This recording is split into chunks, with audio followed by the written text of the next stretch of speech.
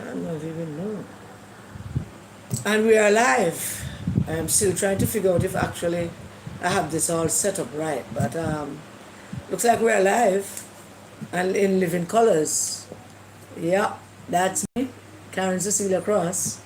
Good night, everyone. Thank you so much for joining. I hope you say hello so I can see that everything is good. Can you please just um,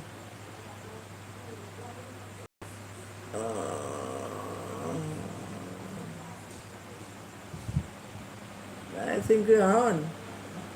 Yeah, we're good. All right, great. Good night, good night, good night. How everybody doing? I trust everybody is doing great. I hope you're seeing me very clearly. I'm not using a open light because the light bring the heat, and I can't mind the heat too much. All right. So we have a few things that we want to get through tonight, and I want to see if I can get through as much of it as I possibly can, and then we can see where we take it from there. But it has been a very busy week, a busy political season. Things are heating up, and looks like we are down to the wire. And if anything, I would say the country is ready for their elections. So if we can get into it. Now,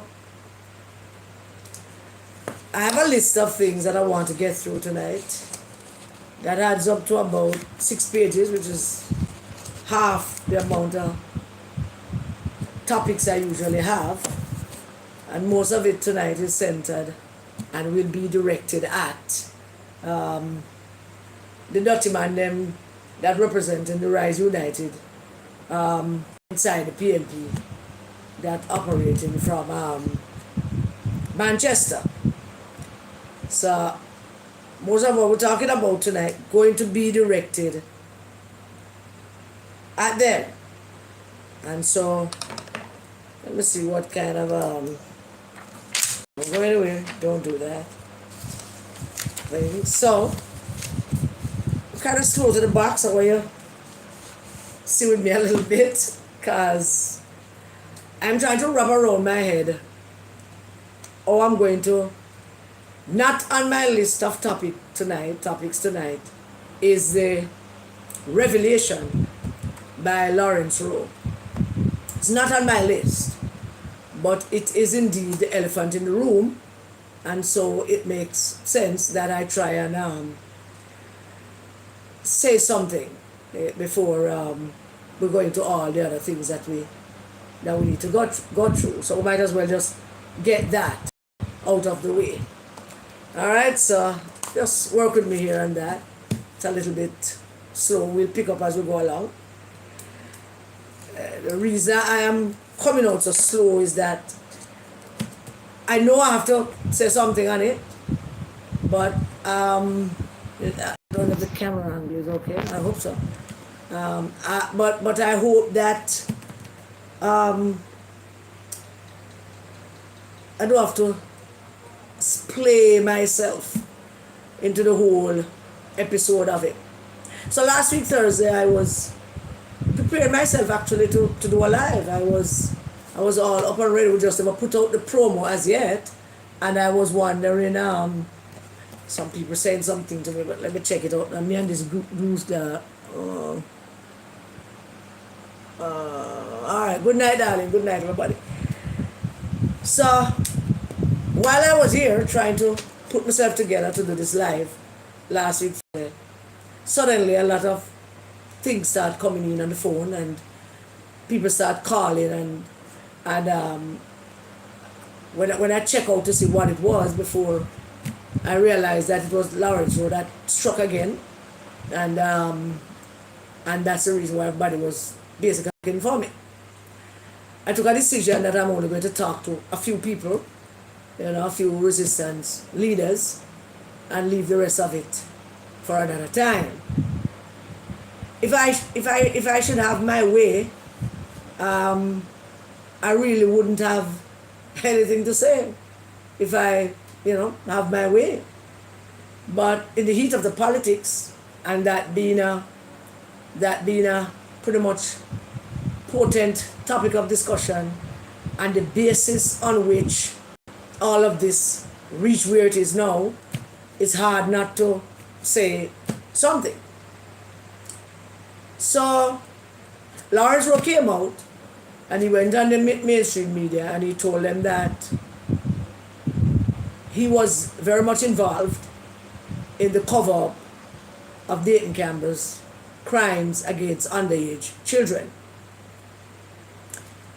No big deal, no news there. It seemed to many people that that is news and that is a great revelation to many people. For me, it isn't.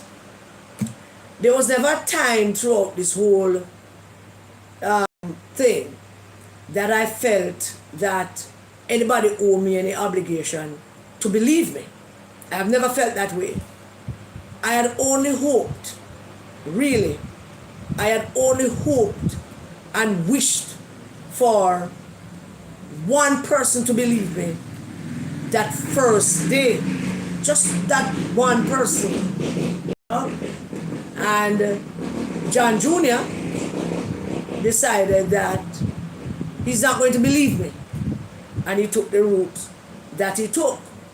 Now, it would be customary for me to cut John Jr. some slack and say that he was operating under the influence of rum. And they were directing him what to say. And so I'd like to remind the PNP people, especially, because everybody else know, except you, the PNP people, who still beating up on themselves and going on about things that none of them seem to wrap their head around yet. Because you want to believe what you want to believe and you want to have your mindset where you want to have your mindset. I can't quarrel nobody about that. I can't. And I have not quarreled with a soul about whether they believe me or not. With all that was going on social media, I have never once attacked anybody or even answered anybody about whether you want to believe what I've said about Dayton Campbell or not. It was never an issue for me, for the simple reason that I know it's true. And that's all there is to my fight. I know I'm speaking the truth. So it was never of concern to me that a whole heap of people didn't believe me. And believe me, I tell you, a whole heap of people did not believe me. It meant something to me when I followed the correct path in making that report to the party. And I want to remind you, the PNP people, about that. I made the report nobody knew. A one paragraph or a paragraph or maybe a line of a letter to the chairman of the PNP disciplinary committee at the time, John Jr. I felt comfortable doing it because I know John Jr. I have been in the PNP long enough to see how these people pontificate and talk a lot about all kinds of things that they deem to be good and to be righteous and all of it. So I felt that my only obligation is not to spread it out in the public, report it internally, and then get that internal wheel turning and then get that happen, and the country would probably never have heard about it. But God had other plans, clearly, and this must have been his plan because for some reason the devil at the time was sitting on the shoulder of John Jr. and his masters, Peter Bunting and Mark Golding and all the rest of them, who were directing him and telling him what to do. I already told you times that when I spoke to John Jr. for over 28 minutes that Sunday afternoon, and after I sent him the letter, my only expectation, I had no expectation except one. The expectation was that John Jr. is going to call me by Monday or Tuesday and he's going to say to me, all right, we're meeting here, so bring whatever evidence you have or bring one of the young ladies with you. That was my only expectation. Now, Had that been done, and we had gone to that meeting, that meeting that I'm imagining in my head that would have been called, had that been done and we had gone there, I would have gone there with not a statement, but one young lady whose only stipulation about going at the time was that she want Lisa Hannah to be present. Not in any particular thing. I don't believe Lisa Hannah nor she live in Lisa Hannah constituency. I just figure for her it was a comfort zone for her. Because matter of fact, she did mention Portia before, and I told her that not going to happen. And then she said Lisa Hannah. That's the only stipulation. So my expectations were simple, that this is what going to happen. And to my utter astonishment, that never happened. And when I inquired, the bikes. When I inquired a number of times, I am told that I should first John Jr. said that the party handling it, and then when I started to make noise now about it, John Jr. said go report it to the police. Now I've said before, and I'm going to repeat it here tonight, and for right or wrong at the time, this was what I felt. I felt that as a member of the PNP at that time, and no matter how nasty that piece of crap is, Dayton Campbell, I recognize in my mind that for good or bad, for better or worse, he was still the sitting general secretary of the PNP. But if we back up a little bit, I also told you that when Mark Woolen became leader of the PNP, I counseled him, as many people also did, do not use this man to be general secretary of the PNP. Many people counseled him, to the point that when I said it to him, he told me that many people said it to him, and why him hear that argument I go around a long time, and no go so and him think and Dayton sympathico, and a long time them the argument they go around. That's basically what him said. And so it unfolded the way it did. It unfolded the way it did. And I can only say that it must have been the hands of God that made it unfold the way it did. Next thing you know, I don't hear from them, so I wrote another letter, several pages of that, sent it to the executive. Them sent it out in the media, not me, they did. And then next thing you know, we out of social media, defending what I said, repeating what I said, and getting threatening letters from lawyer that I must stop and apologize, and then me telling the lawyers to go left themselves, and we go on and on and on and on. And it resulted in John Jr. being on national television saying, we're going to expel her. And it resulted in the police reporting that they have found no evidence, saying that in public and telling me in private that they went down there and they got a whole heap of report, and everybody said true, but nobody don't want to step forward. That was what they said to me. They said it more than once to me. If I went and need to call the policeman and the policewoman name, I will, but I won't do that now. So all of that unfolded the way it did. Then the statements were presented to the court, and the statements made their way to the news media, and lo and behold, that's when Lawrence Rowe stepped into the midst. But based on what he has said, he clearly was very active from the beginning, trying to shut down some young girls and trying to bribe them parents. We told you that some parents got bribed. They found some of them, and they buy them off and bribe them off and shut them up and intimidate them and whatever it is that they did. Yeah? So clearly he was there from then. For me, his name became a part of it when he was looking for the justices of the peace. And one of the justices of the peace called me, and she said to me, do you know who is Lawrence Rowe? And I candidly said to her, yeah. And she said, him called me and said, want me to send from this kind of organization, and he wants me to sign something for him. And I remarked to her, I don't understand that, because Charmian Daniels is a justice of the peace and several justices of the peace out in Central Kingston. Why would he come all the way down to West Central St. Andrew to find you? At that point, she told me that Patrick Roberts had called her, to say Lawrence were looking for her. But he was an idiot, he never knew at the time what that was about. So I kind of pick up on what it was. And because I was not involved with her doing the statement for the two young ladies, I simply said to her, I can't even participate in this discussion right now. Because she was the one who did the statement for two of the young ladies.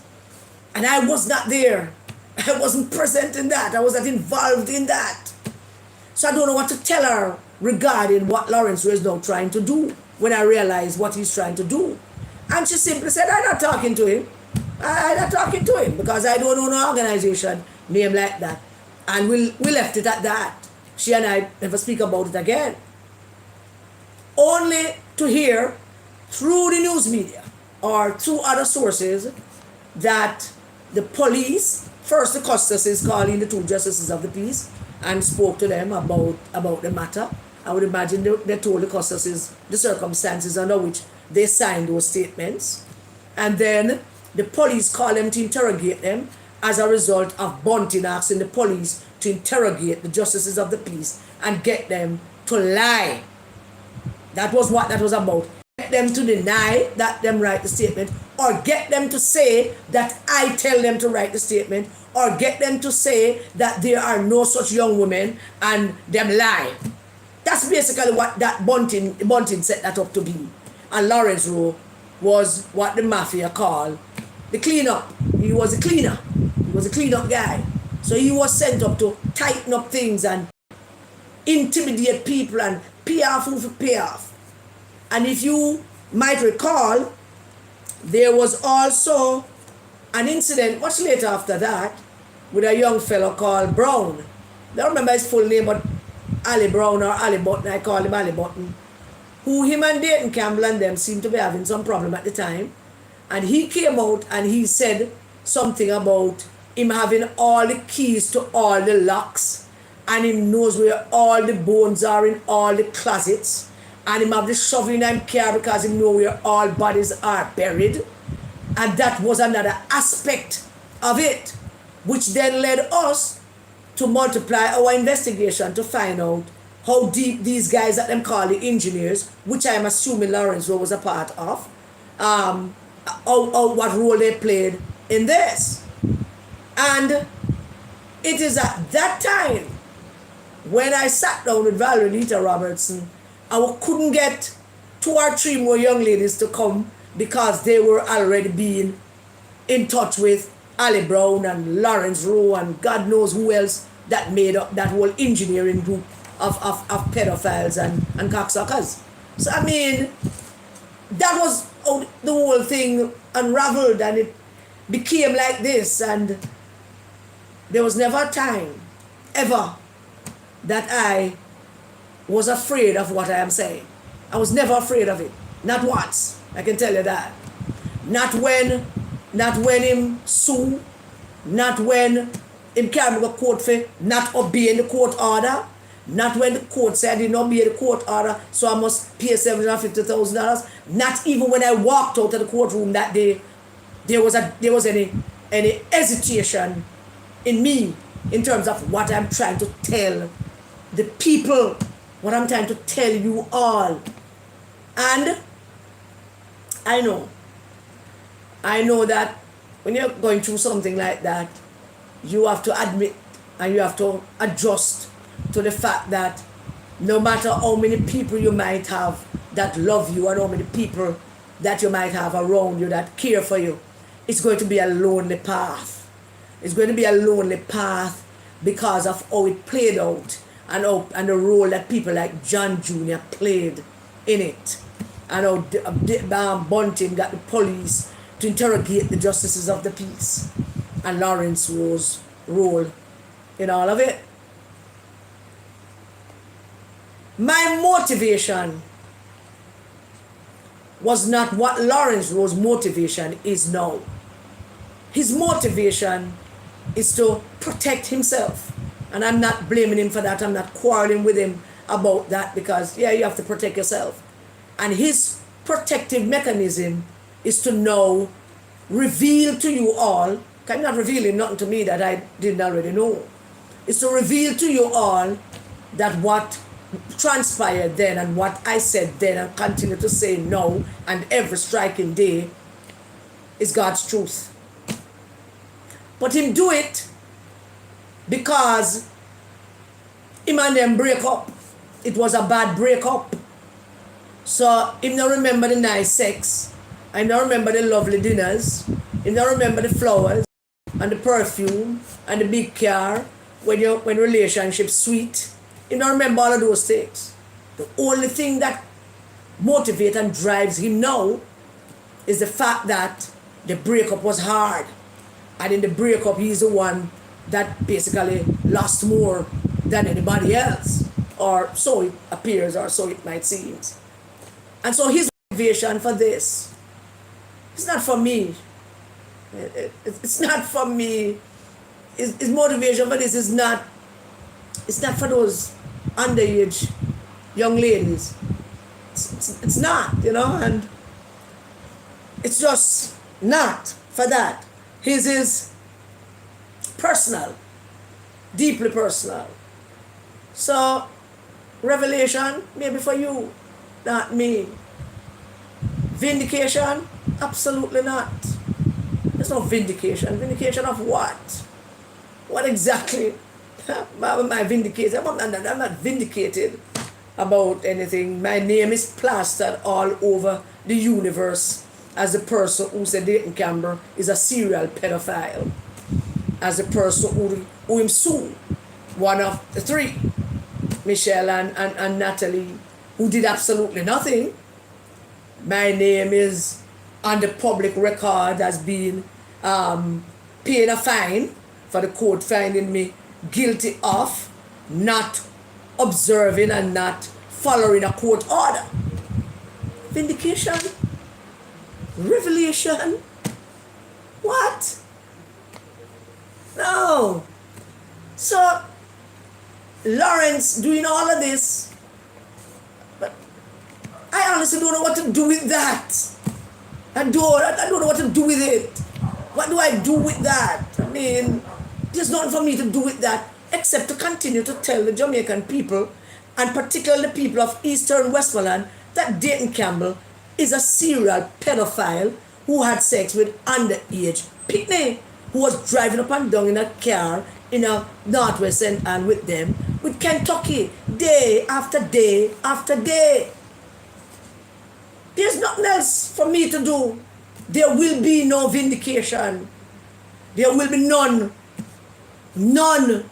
Because the people inside the People's National Party, ordinary members across the country, hug him up and took side with him and vilified me. And I'm not quarreling with you for that vilification at all. I do have no beef with any of you that vilified me. None at all. I did what I had to do.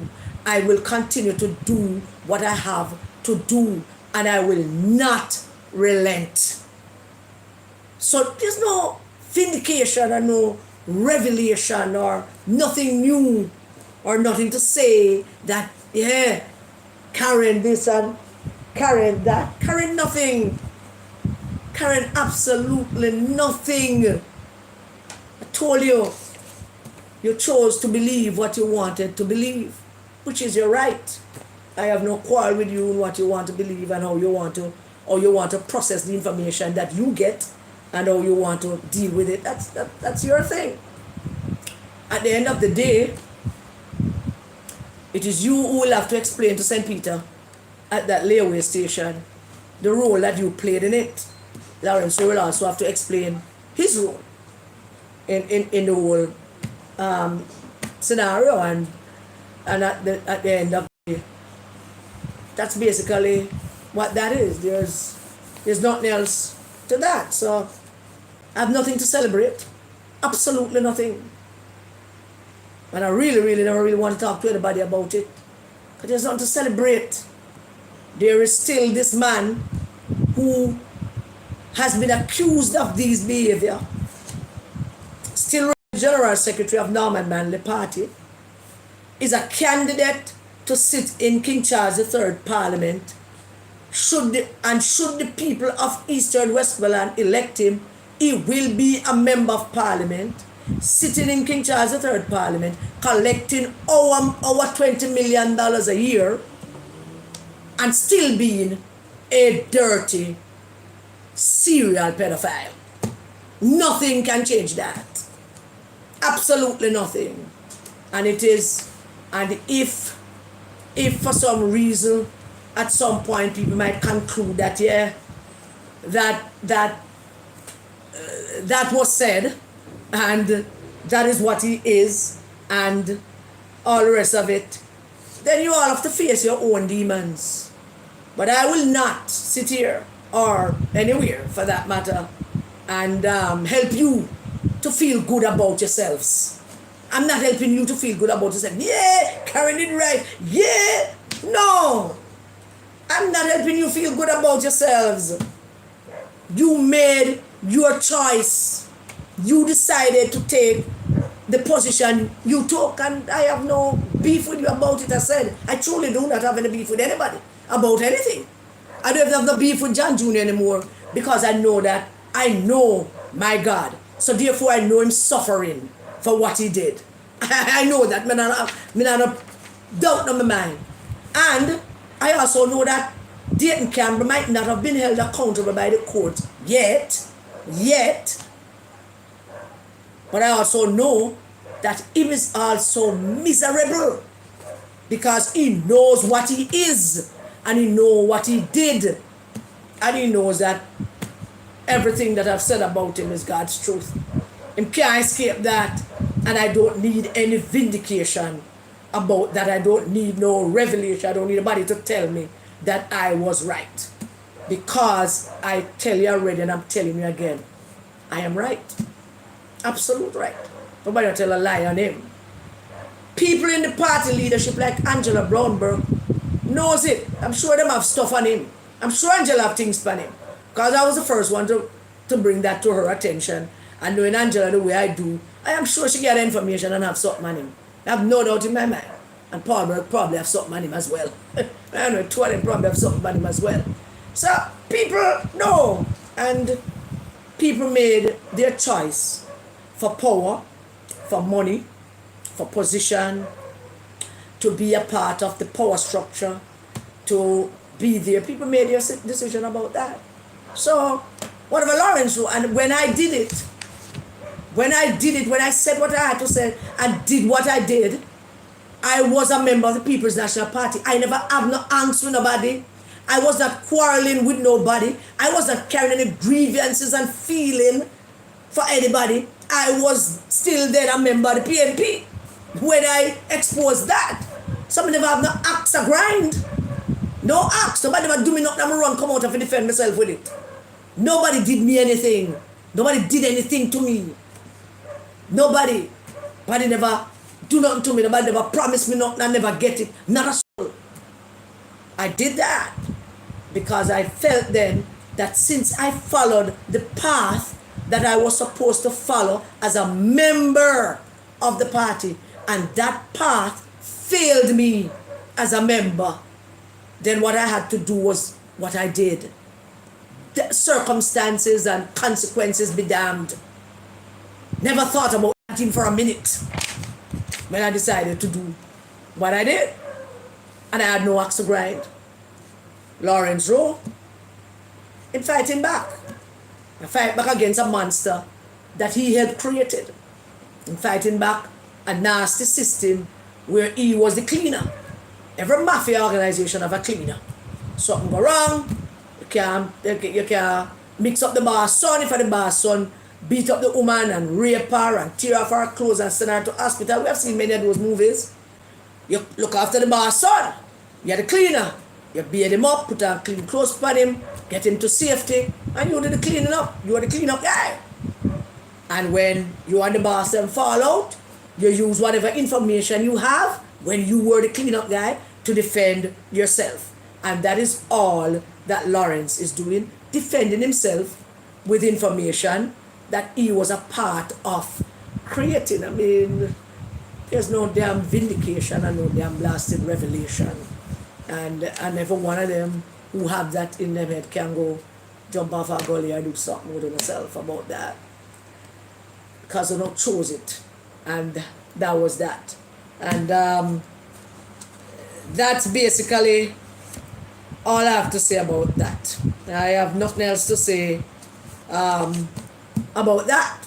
Nothing else to say about that. And I would appreciate it very much if nobody asks me anything else about it or send me any message about it. And why Karen, you vindicated? Don't even use that word to me. I don't even like that word. I mean, the word is a fine word before we start using it. I don't know, mess up the damn word. I can't use it. I don't think I can ever use that word again in a sentence that I mean any good. Because there's no good. There's no good. There are still several young ladies out in this country that Dayton Campbell have abused and who have not gotten a chance to say their piece. And people like John Jr. living in hell now, and all of them in there that was backing him up. People like Aluna Samba, Maureen Webb and all of them that was backing him up. And I'd like to remind them, as Lawrence is now, today for me, tomorrow for you. And that is the end of that. So let's see if we can start this live in a prim and proper way. So last week, I think it might have been Tuesday or Wednesday, I got a call from one of my viewers, one of my subscribers, Roy. Right now, we call out your full name unless you give me permission to do so. But Roy called me, and Roy said to me, "This call I'm making to you is wife approved." What Roy was saying is that his wife approves of him calling me to say what he was about to say to me at the time. And Roy told me that he enjoys my program, and he thinks that when I sweat, I am sexy and good looking and nice. I mean, me adding those things. But but he also don't want to see me sweat too much, so Roy offered to buy me a portable air condition unit. And I'm totally stumped by it. I thank him gracefully, and he did. So I have a brand new portable AC unit, which is not in yet because I can't just have somebody put it in just, I mean, we're going to my room here, so I have to be around there doing it, and the electrician don't have the time yet.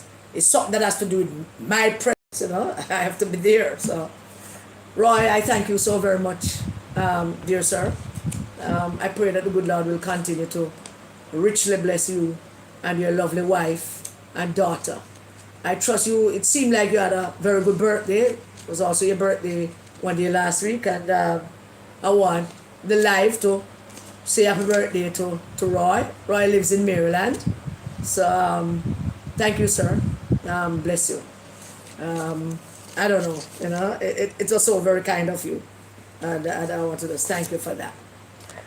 All right, so in other news, well, it's not other news, but it's a topic, In other topics, in other news, first item on my agenda is cafe. And cafe came out earlier this year or last year, and they asked for help in terms of money to help them set up their operation to be able to observe the elections. And it appears that they got the money, so now cafe is asking for volunteers. And so for those of you Jamaicans who nobody know the face, I don't know, consider themselves to be good Jamaicans, and they don't too much participate in the process of the politics, please volunteer to help the cafe people. We'd love to see cafe out in all the polling stations. Our system looks far more better and organized and fair. I mean, not chicken and go on, but it looks better for our country if we have in our organization like CAFE, what is it, Citizens Action for Free and Fair Election, something like that. So volunteer if you have nothing else to do, and you're a good Jamaican, and please volunteer. You know, the CAFE officer, which I had the number, I would tell you to volunteer. Call them and volunteer. So that is that.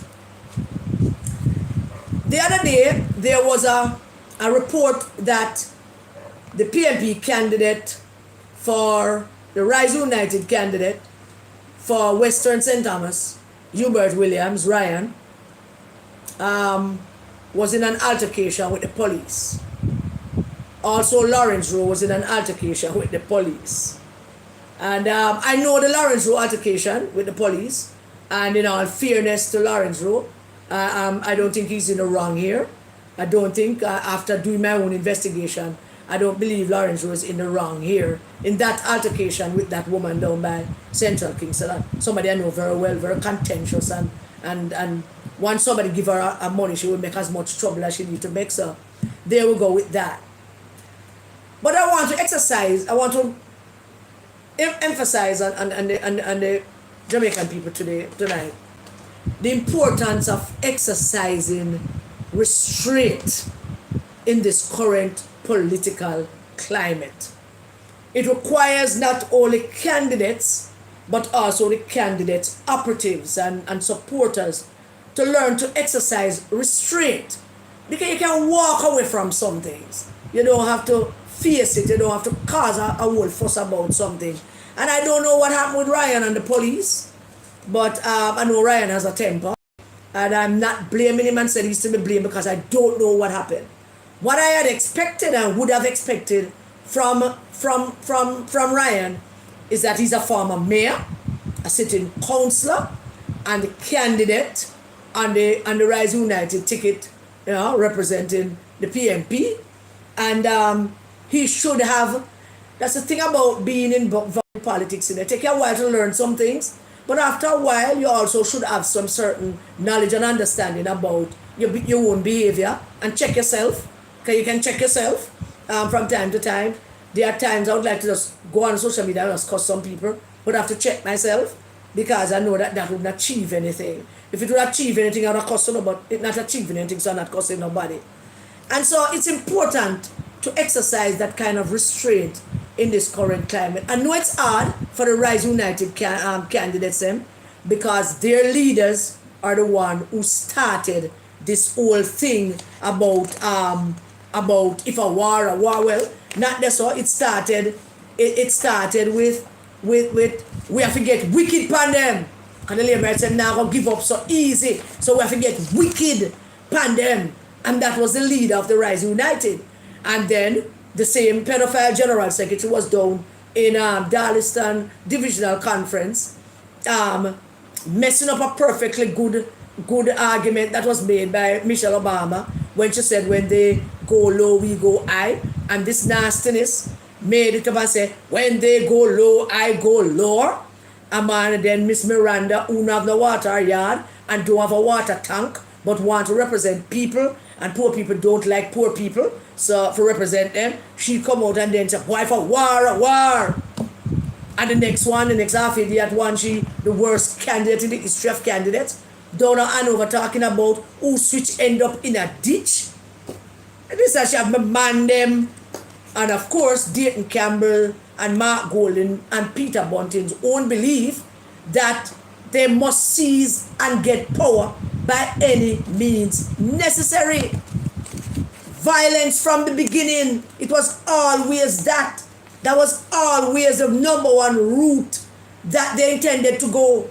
And now that things happening, the pedophile theme argument is that, why, everybody want to blame everybody now, Them a fire shot and we say them, them a do something and them a say, you don't do that, you damn stupid ass. Don't do that. We know you're a pedophile. We know that you are. We know where to treat people from underage picnic. We know. And you're the one who said power by any means necessary. So you want to say that whatever you do, whoever fired that shot in Central Kingston, or whoever going out and trying to stir up something. You want to now blame it on your opponent when you are the one from the beginning who saying the things that incite war. It's always you. There's nobody else from the other side. Point somebody out to the other side that utter words that say war and if they might take it to them and we have to go deal with them wicked and show me. Let me take them to task as well. But if you can't, it is you. Everything that we have noted is you. It's always you. Because you feel that you will not be able to get power unless you do a number of things. One of them being blood and fire. All Philip Paul and Missy with that foolishness on social media talking about blood and fire. And those are the things that inculcate you. You're not just singing a song, and dancing and enjoying yourself. No, you're repeating the word for people to understand. Because you don't think that repeating the words, people won't see it. But you're repeating the words because you don't want it to sink into people. Blood and fire. And people can only take that to mean one thing and one thing only. For you to be constantly repeating it. We're going to burn down people's house because I'm going to take that to mean that we mean fire, blood. We have killed people, shoot people, stab people, lick down people. That is what we're promoting. That is what we'll take the good song and turn it into. Not just a song. Not a song we're singing and dancing to, but expressing and repeating the very words that incite violence and incite provocation. So do not when get away with that thing about them do this and I say we know and I never do it and we don't know we do it. The evidence says otherwise. That's you. Nobody else. It's you.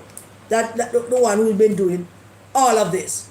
And so I still want us to understand that we have to keep it peaceful and we have to keep it nice. We should.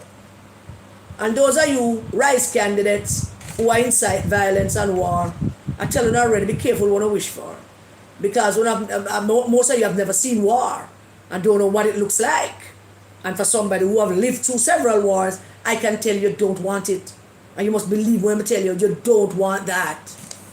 You don't want that. Ask the people of Jews and ask the people of Samarkand, ask the people of Balcom Drive, ask the people of Waterhouse, ask the people them down by Mountain View, ask the people them over Marvel. You don't never see war yet. So they could forget it out. Plain and simple. And then over in St. Thomas again, James Robertson.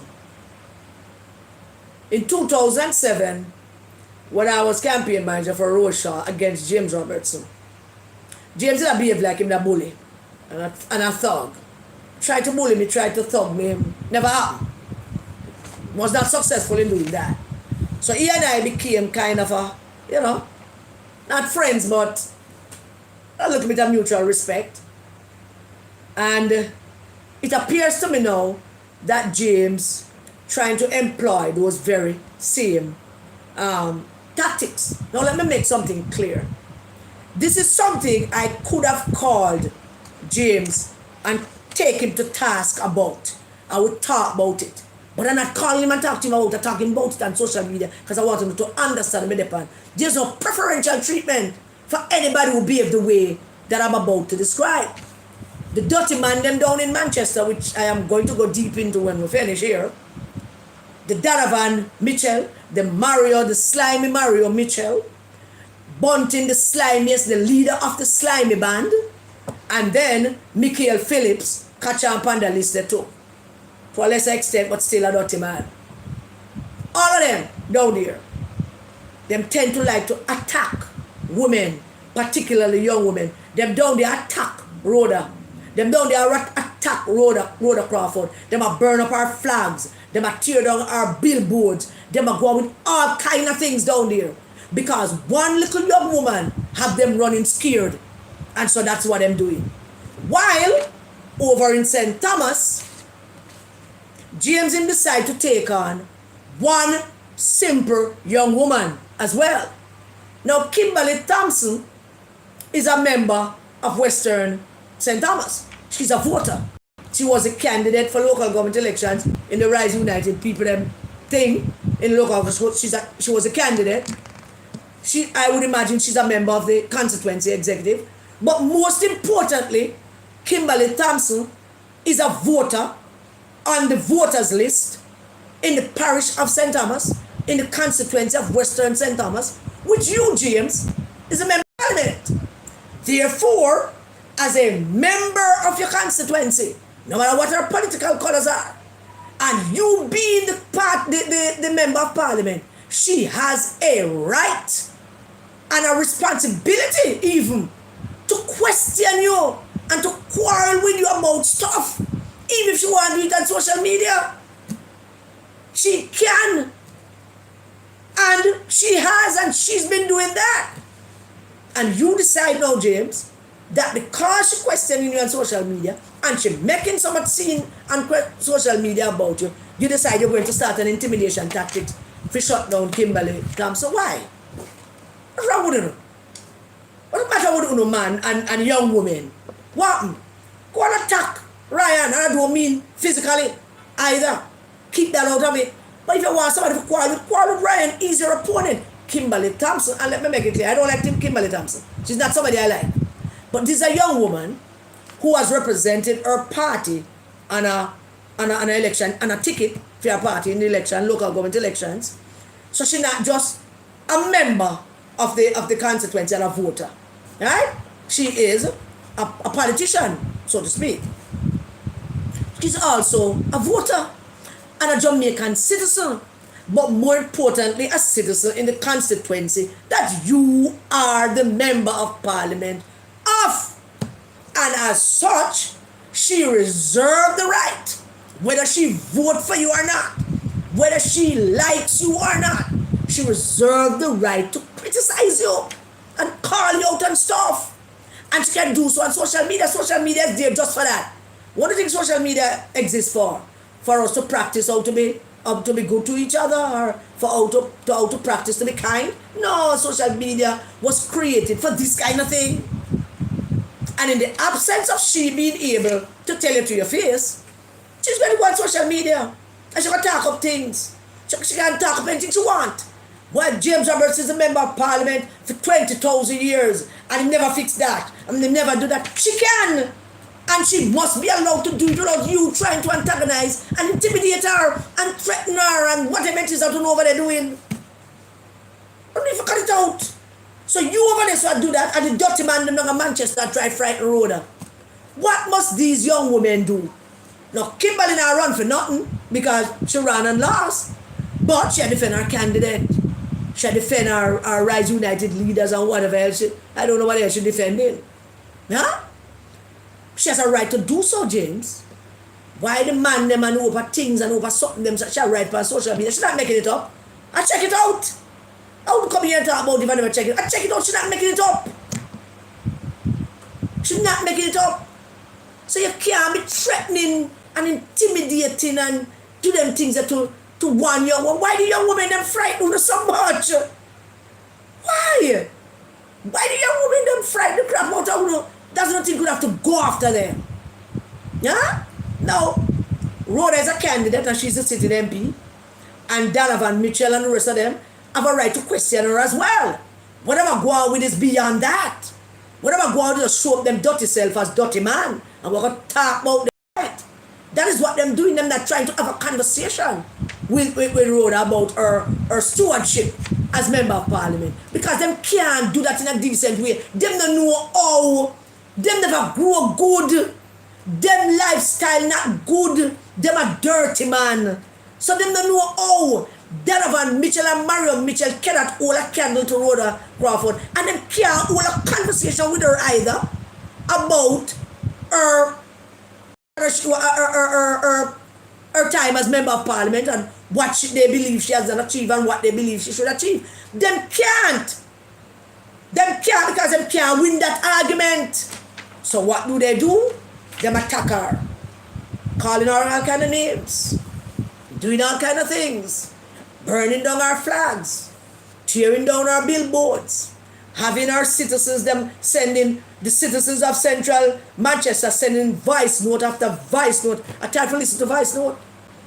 Who them sending voice note to other people to tell people what them just see.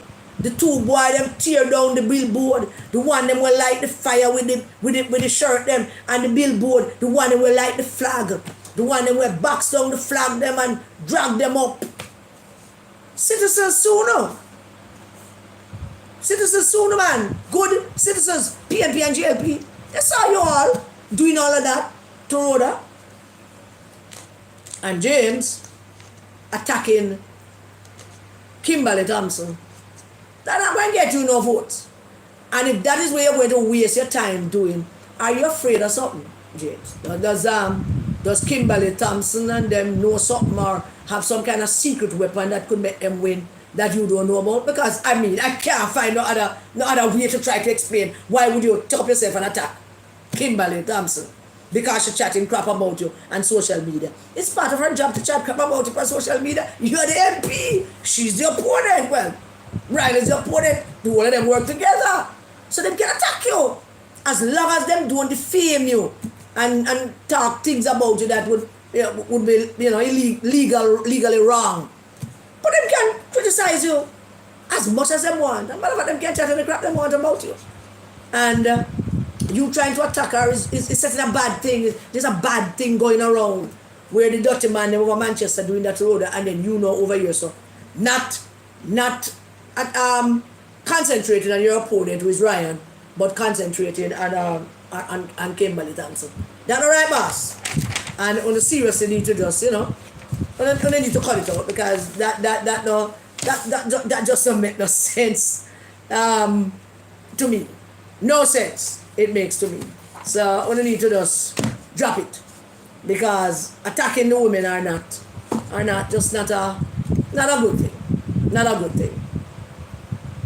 Now when Dayton Campbell and Mark Golden and them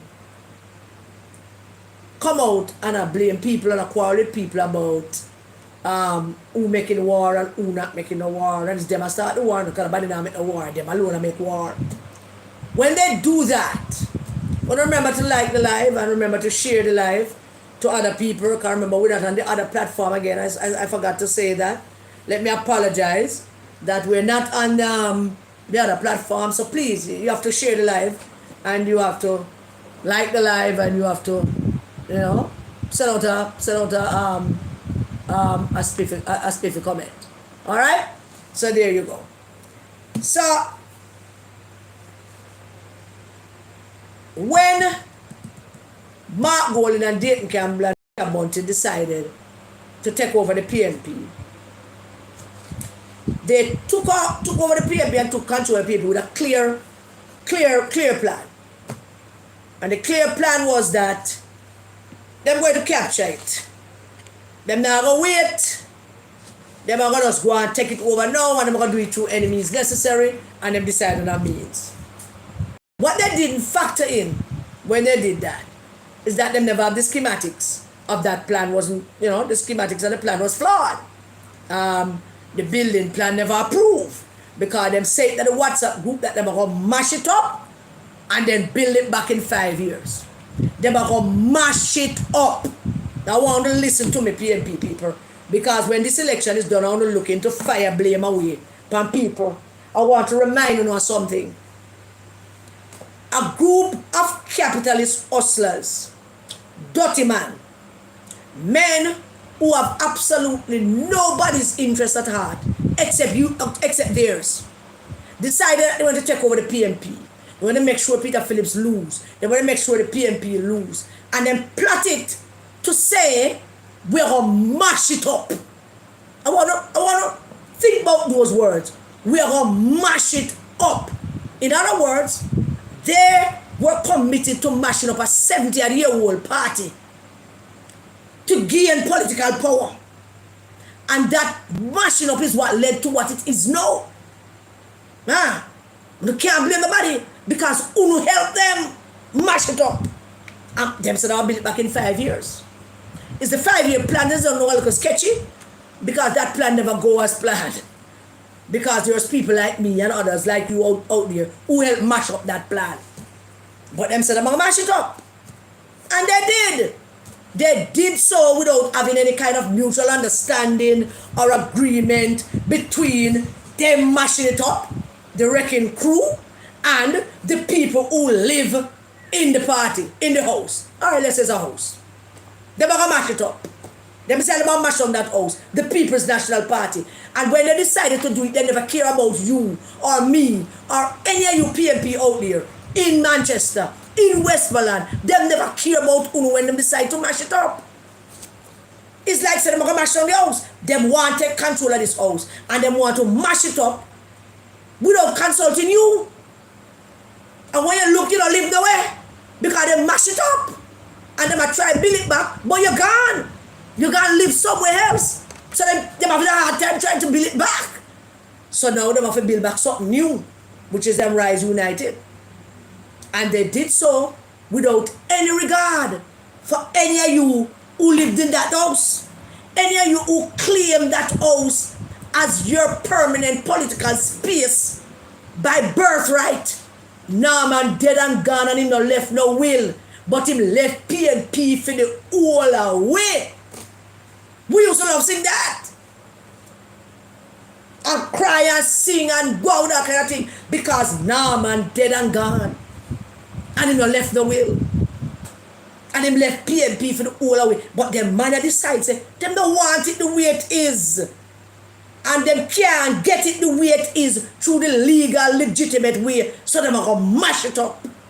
And them write that down in a WhatsApp. We're going to mash it up. But they never considered, they never have a good floor plan. They never test the earth, the whatever it is, I'm applying technology, that's why I really know all of that shit out of my head, you know, God. But they never have a good plan. They never dig the proper foundation. They never get the water running, water pipe in. They never get nothing going. Them just decide to mash it up because they want power so badly. And some of you gave it to them. And when this is over, I want to remind you that we did. Mash it, help them mash it up, handed it to them, and fall in line behind them. And marching now to a song that's supposed to be a good song, but all the words that Jamaican people can hear is blood and fire. I mean, when I tell you that I had food with Tapanars people last week, Monday, how only for them. I want them to stop in the middle of our discussion and say, by the way, what is that blood and fire thing? I was embarrassed. I was totally embarrassed. I mean, them at Tapanars, Jamaican, white, and I don't even know if they would understand if me explaining to them what the song is all about. Because all them hearing is blood and fire.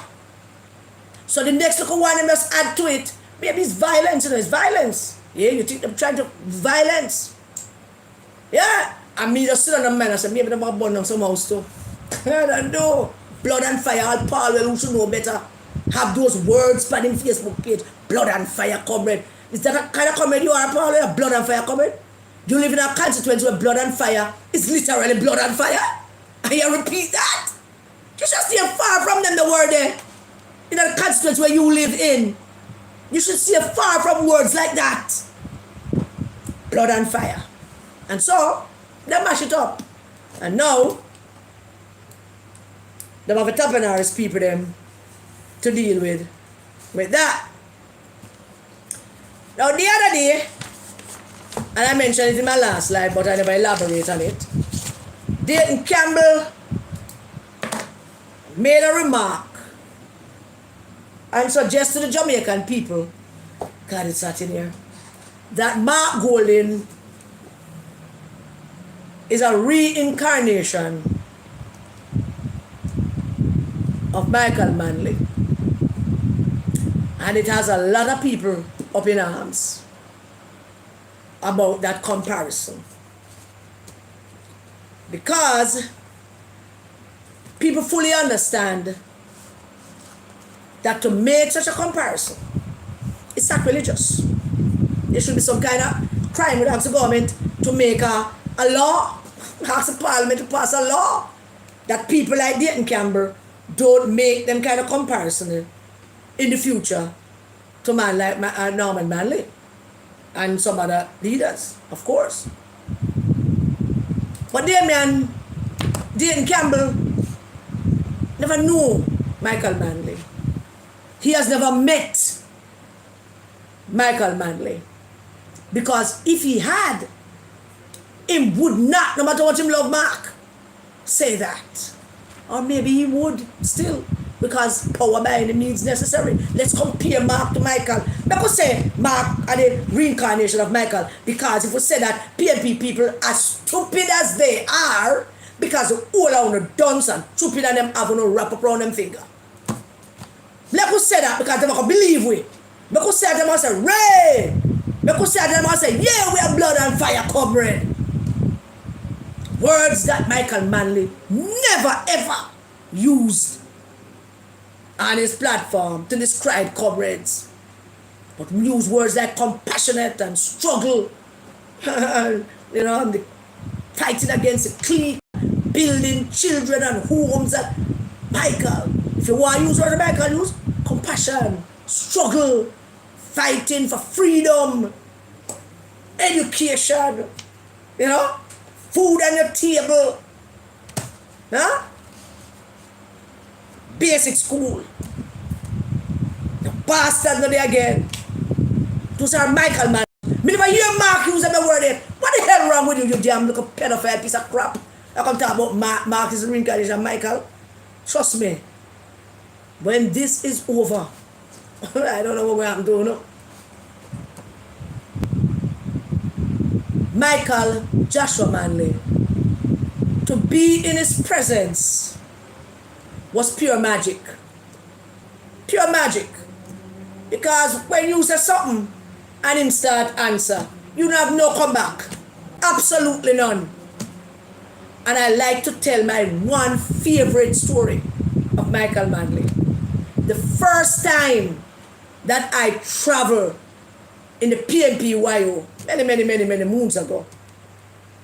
The executive meeting at the PNP, and the PNP was invited to, the youth organization was invited to the International Union of Socialist Youths having a conference in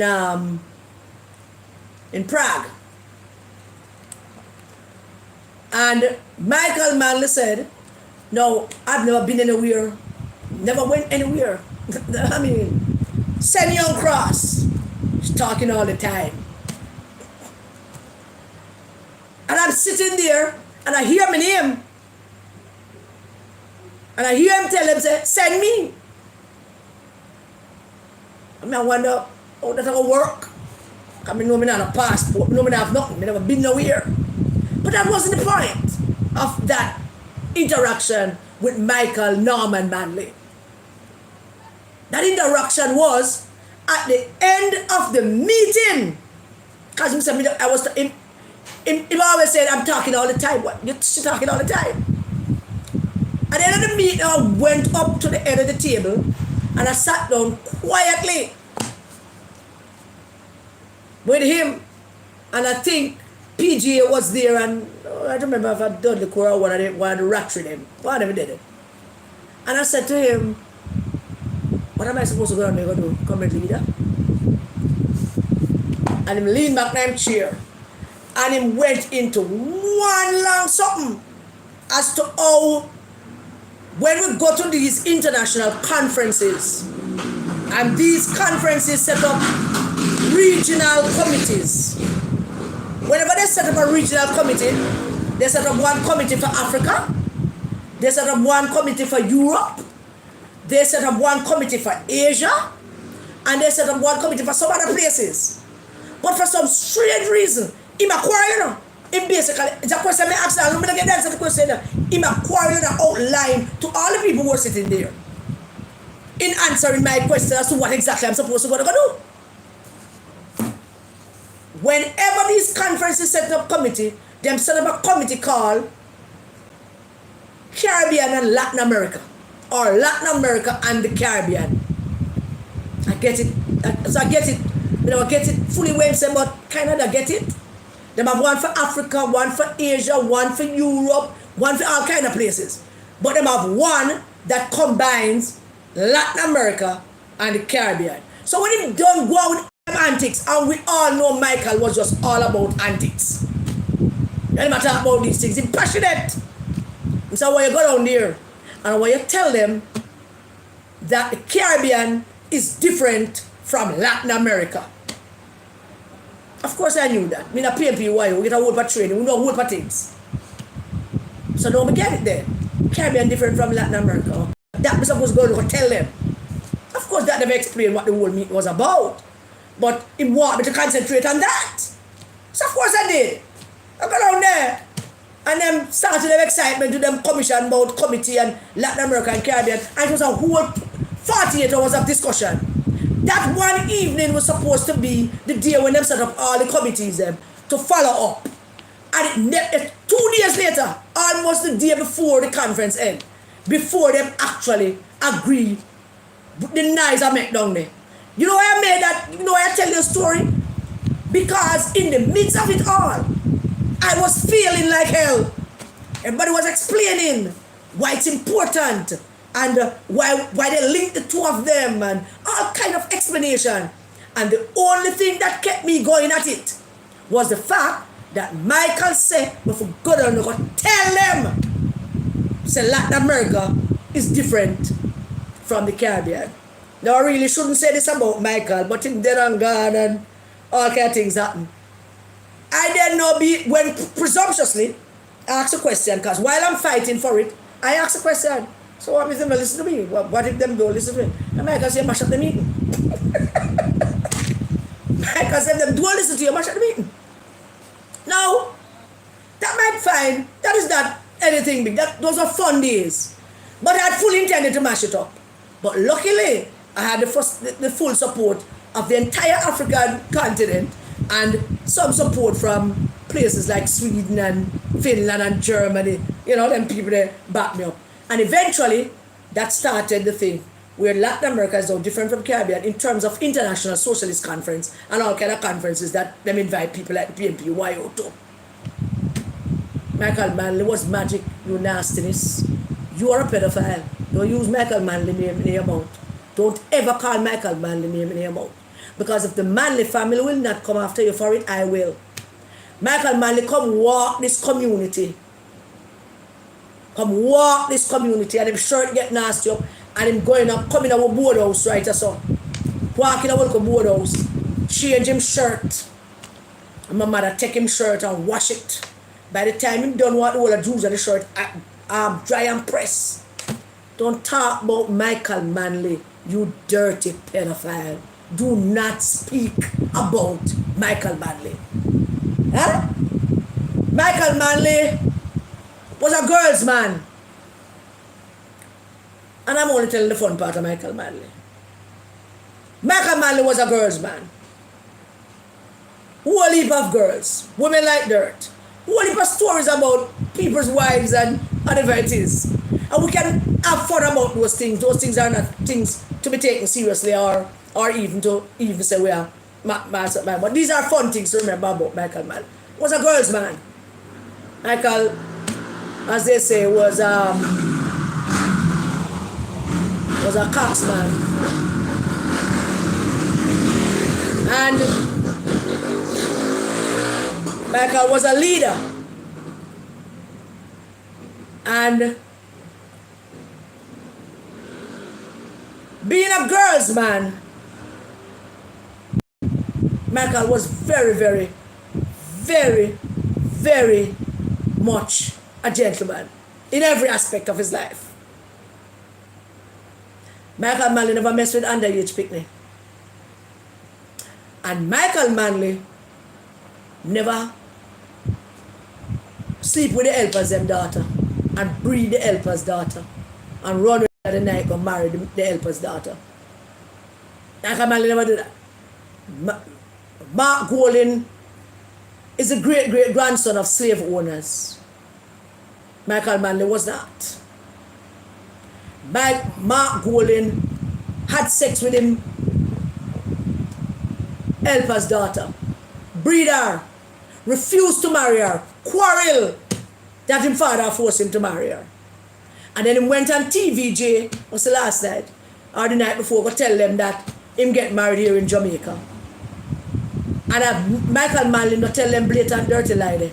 Because that is a dirty, blatant, dirty lie. Mark Gold, him not born here, and him never married to Sandra here. Never did. Yeah, that's somewhere here, so. Don't born here. I'm never married to Sandra in Jamaica. The evidence is here. We have the evidence. We know that him not born here. And we know that him never married here. We have the marriage of Mark Golding to him helper's daughter, who him get pregnant, took place, and here's a document. Name, Mark Jefferson Golding. Sex, male. Race, white. Spouses, sex, female. Event type, marriage.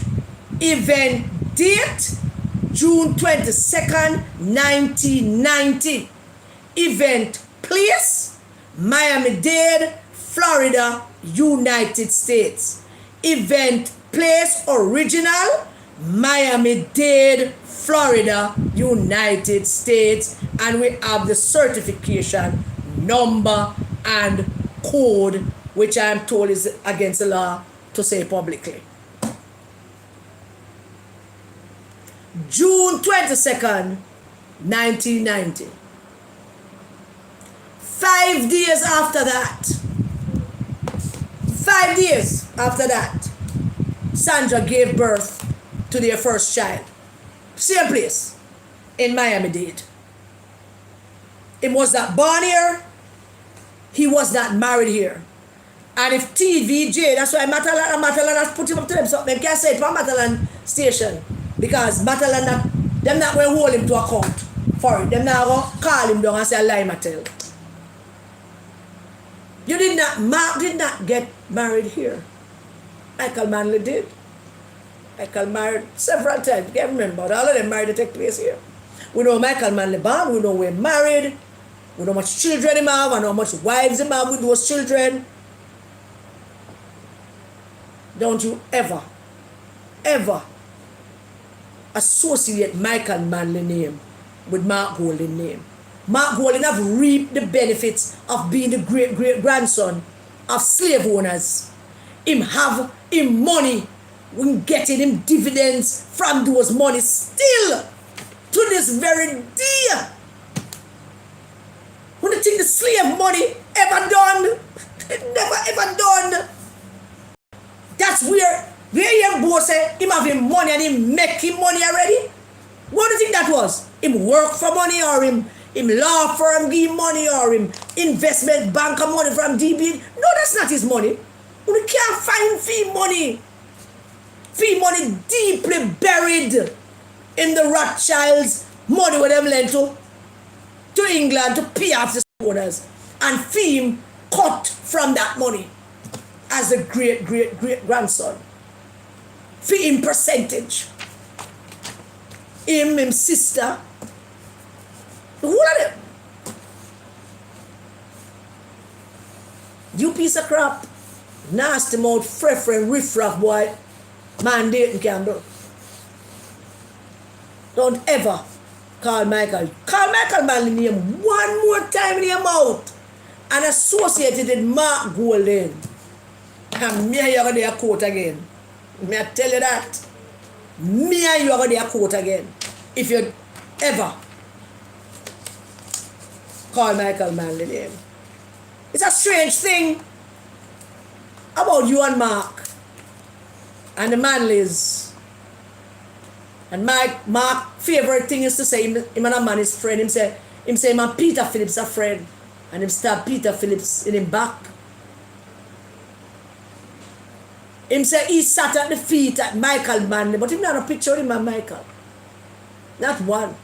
Me if you go dig up me to find enough picture of me and Michael. But me like the one when him sit down at UWI when me are the YO leader and me invite him to come speak And him come and sit right there beside John Jr. That you double high. And every time me invite him to something as a YO, and him come and him speak, him sit down and look at him like him looking at me like him so proud of me. And I'm feeling good about myself. Michael Manley was proud of me today. He wouldn't be a part of this PMP today. Michael Manley, if he was to join a party, it wouldn't be this PMP. At all. Uno represent nothing that Michael Manley represented. Uno don't know nothing about the man. Uno never experienced magic, political magic yet. Uno never experienced the joy. I doubt that since the whole of the take over the PMP, Uno have ever had a joyful moment. Uno life has been total chaos and confusion, as the pastor prayed. Spirit of confusion and chaos and all kind of things. Uno have not enjoyed the house Uno mashed down and so Uno can build back in 5 years. From Uno moving out a source of chichi and roach and rat.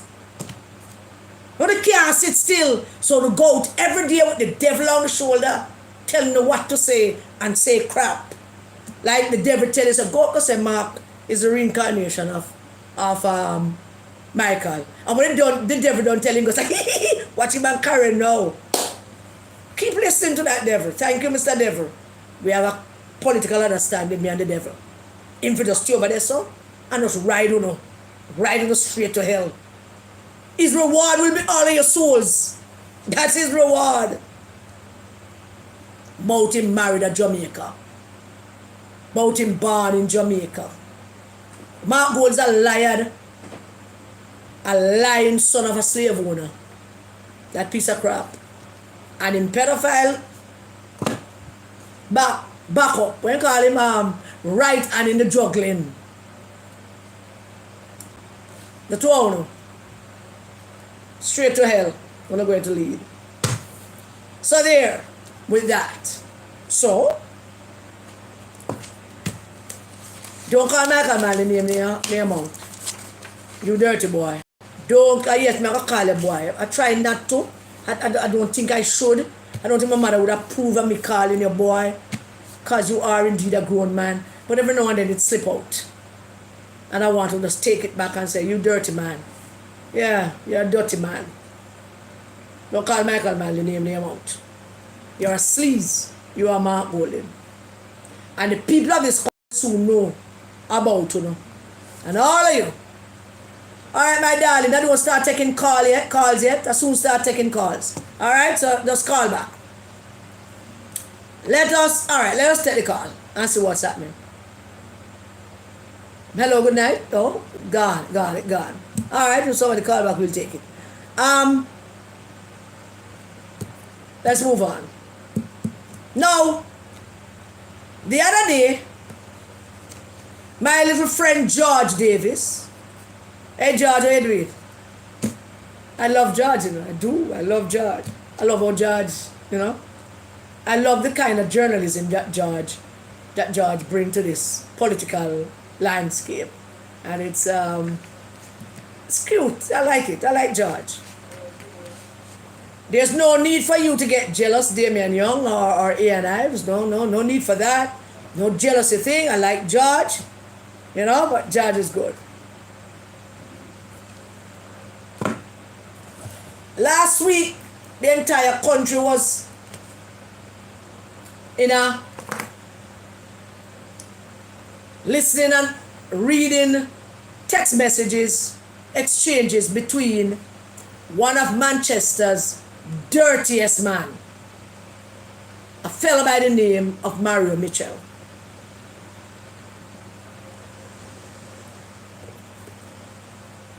And those text messages were exchanges between him and the sitting member of parliament for Central Manchester, Rhoda Crawford. And this dirty nastiness being the dirty nastiness in his Bunting side, that dick, you know, him have to behave a certain way that even before Bunting, he was a nasty man. And now him worse with Bunting, you know. And in these exchanges, George Boy, like every time I tell them girls, anytime George says something I think I need to laugh at, send it to me. And George was trying to explain away Marion Mitchell's nastiness.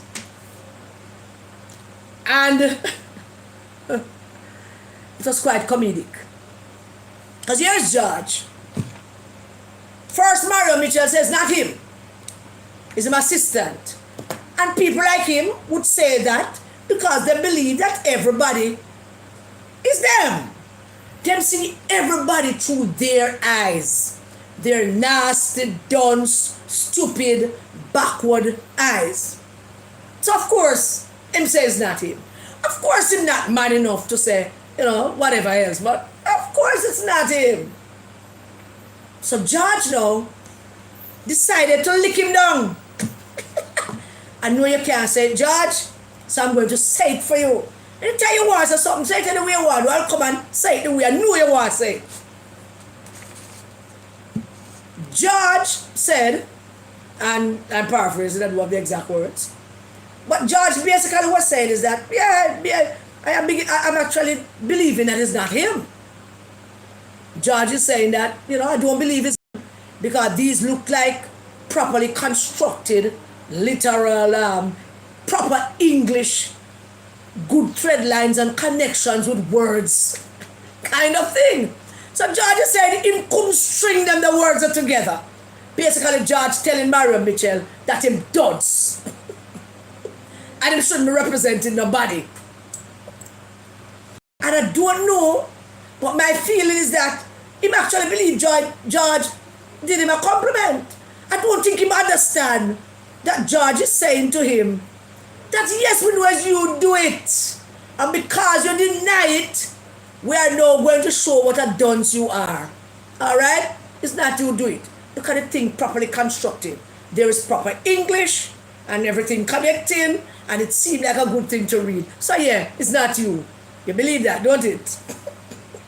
Thumbs up to you, Georgie. You always know to do that. I like it. I like it.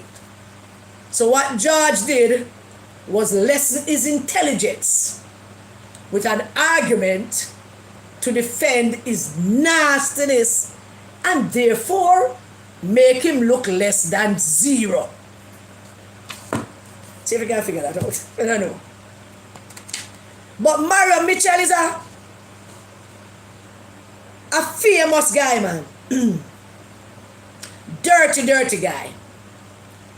I don't know how many you remember, pardon me, in the 1970s and the 80s, there was this promotion about family planning. Two is better than too many. How many people remember that? I can't see the live. You tell me now. I can't see one I put on it. Remember that. Two is better than too many. Yeah? So there was this promotion. Two is better than too many. Family planning. The family planning board and Michael Manley them thought at the time that our population was getting out of control, as was the world. Population growth was rolling hard back in those days. So we came up with a promotion here in Jamaica called Two is better than too many.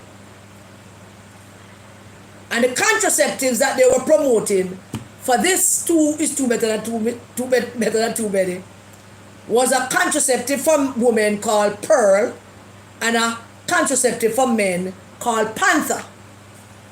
I made sure I'm going to look for this and I write it down.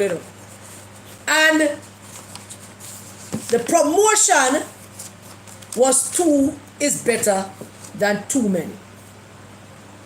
Now, Marion Mitchell is one of the dirty man them in Manchester who walk around and breed woman at intervals. Every damn minute them name call na some woman being pregnant. Them have 100 picnic. Between him and Donovan Mitchell, maybe account for 250 picnic in a central Manchester. And probably beyond the borders of central Manchester. So he was once a member of the family planning board. Some minister of government decided to put this piece of crap on the family planning board. And so he sat on the family planning board. And a member of that board wrote him a letter. The person didn't write to the board because the person didn't want to know too much semantics about board. So he wrote to Mario Mitchell. And he said to him, in his letter to him, he suggested to him that it was not a good idea for a man with so many children from several different baby mothers to sit on a board that promoting family planning and used to have a slogan that says, 2 is better than too many. I don't know which minister or person recommend that nastiness to sit on family planning board when he must walking around the whole of Manchester breeding everything that wears a panty and every panty foot. Maybe he was breeding 4 foot too, we don't know. The man is nasty, we don't know what them doing. Them involved in all kind of things. Some of it we can't talk about because, you know, people's consumption. Sitting on the family planning board. A family planning board that once said 2 is better than too many. And they put on a man who every Monday morning some woman a breed for him. This nastiness, I write up all kind of nastiness I send to Rhoda Crawford. You can't walk in a Rhoda shoes. Mario Mitchell, not you, not Donovan, no day of the week, certainly not on Sundays. Rhoda Crawford, I'm mad enough. And it makes me wonder, because Skeng backing them up. Skeng is basically the man in charge of this. And I know Skeng to be a family man. A man with plenty of children, a few baby mothers, but a responsible man. A man who look after his baby mothers and his wife and him. Well, I mean, if you have baby mothers, actually, I really shouldn't say that, you know. I think maybe most of his children is from his wife, yeah? I apologize for that.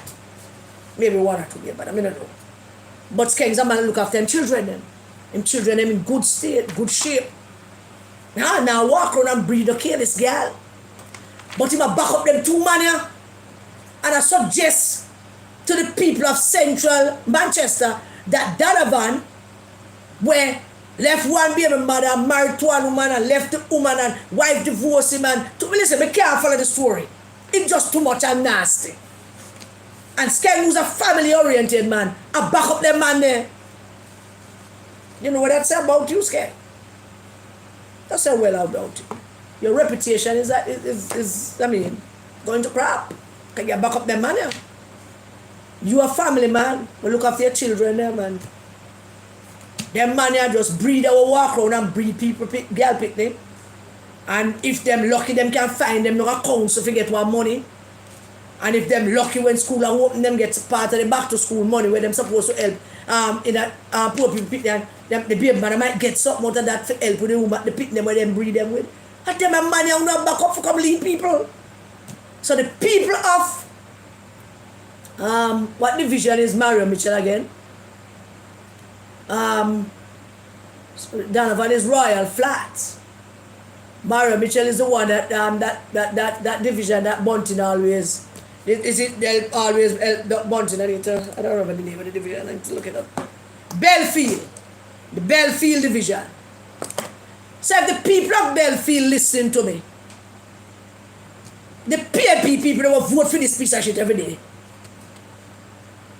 The PAP people who actually get up year after year after year and vote for their money. You know, down in the Belfield. This is the example you want the boys them to follow. The sons, the nephews, the grandsons. Mario Mitchell, that you get up every year and every election cycle and vote for him, remain on the council. Why? Why? There's no example for the people. You have them money on a space. You vote for them. They come out in the yard. Then breed your neighbor. Then breed your neighbor to your left. Breed your neighbor to your right. Breed your neighbor in front of you. Breed your neighbor behind you. And you have vote for him. But that's about you. But that's about you. and the Donovan Mitchell, who has nothing to offer except to burn up road flag them and burn up our posters them and go on with them antics. Nothing to offer. Breeders. And then maybe it wouldn't be a bad thing to have children, but with no sense of stability, no sense of what it is to be a father. So much so that you can't talk to 12-year-old because you don't know around, you don't pick them long enough to see them 12.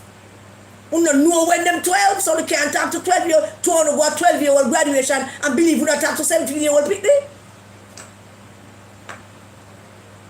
I want to vote for them. Why would Central Manchester voters vote for Donovan Mitchell? A man that has absolutely no scruples, no morals, have no sense of family. Nothing. They just wild over the world. And then when him get old, you go hear say, no farmer comes and Mitchell live up there some man, want him up, him alone. Him alone. Barely hanging on to God.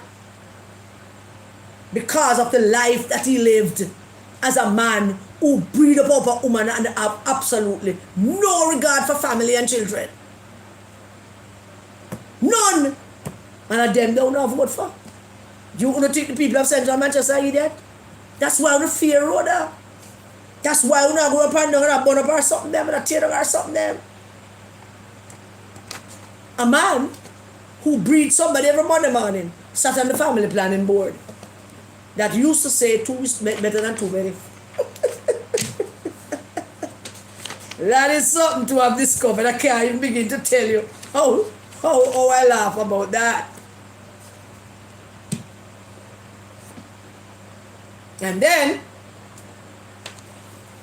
here is Bunting, the maestro, because he's the maestro of this orchestra.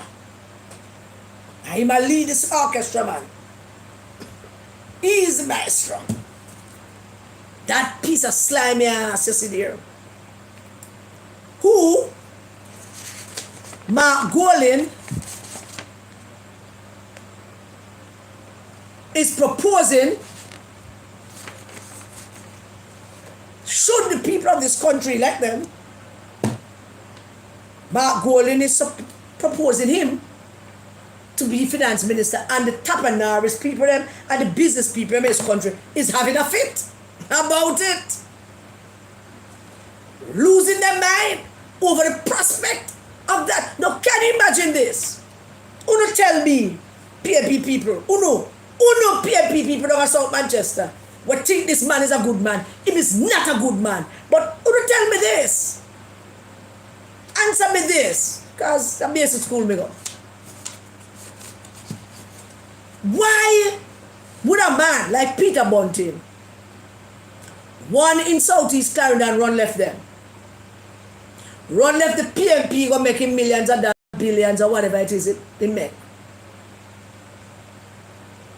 Went to Central Manchester. And the people voted him out of Central Manchester. And when they voted him out, they discovered that him left $60 million down there that them could have spent. Now I'm coming over to you, over South Manchester, asking you to pick up him dead carcass and to revive him again, to breathe life in him again, because him dead as knit. Him look dead, him acting dead. I mean, him look like a shadow of a ghost. Why? Yeah, I hear you. Cool. Yeah, I hear you. Why would you pick him up after Central Manchester threw him out and said, we don't want him back over here? Go on about your business. You're a slimy, nasty man. You know, mash up the PNP. You know, put Jamaica at risk. You know, sue Jamaica every minute. You know, business practices destroy Jamaica for you to make money. You don't want to have more power.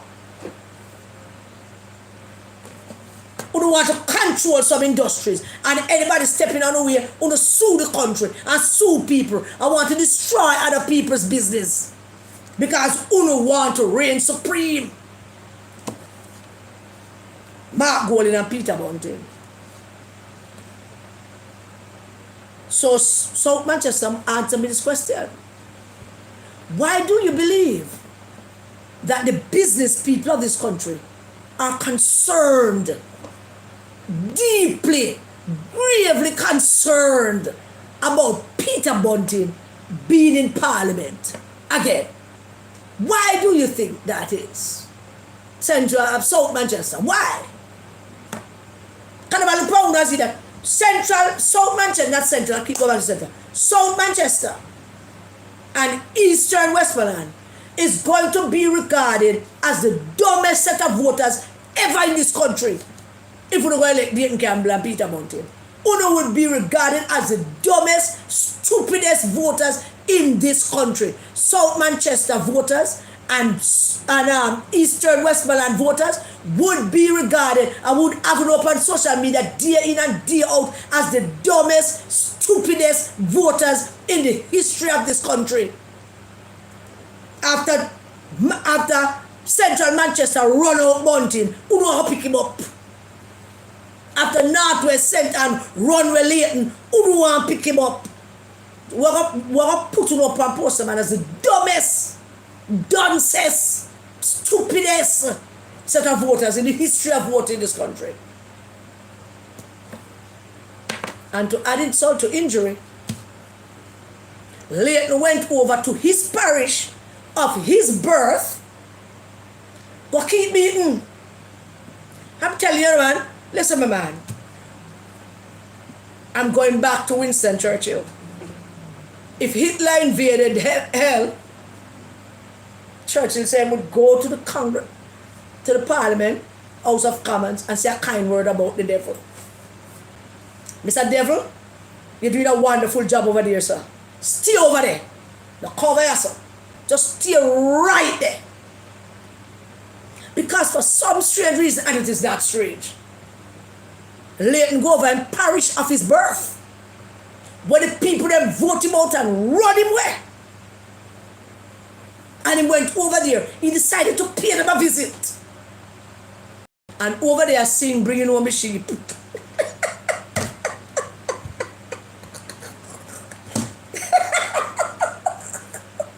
Was it there that they were singing bringing home a sheep when I tell PMP people they must come back? What do you think people are idiot? What do you think people are idiot? This man, who the PMP voted out most decisively, run him out of his own parish of his birth, never went back to apologize to them, never went back to say, boy, me sorry, me never do better. Never went back.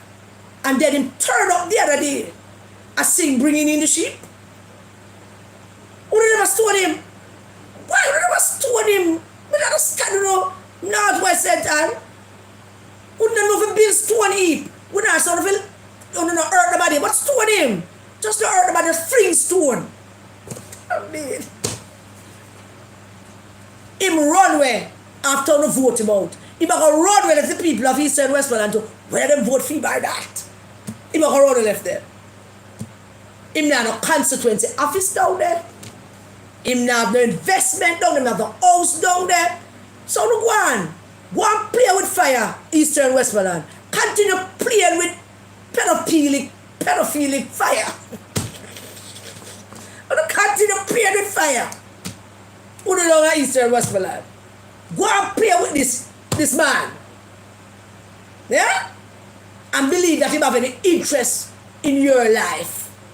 He does not have any interest in your life.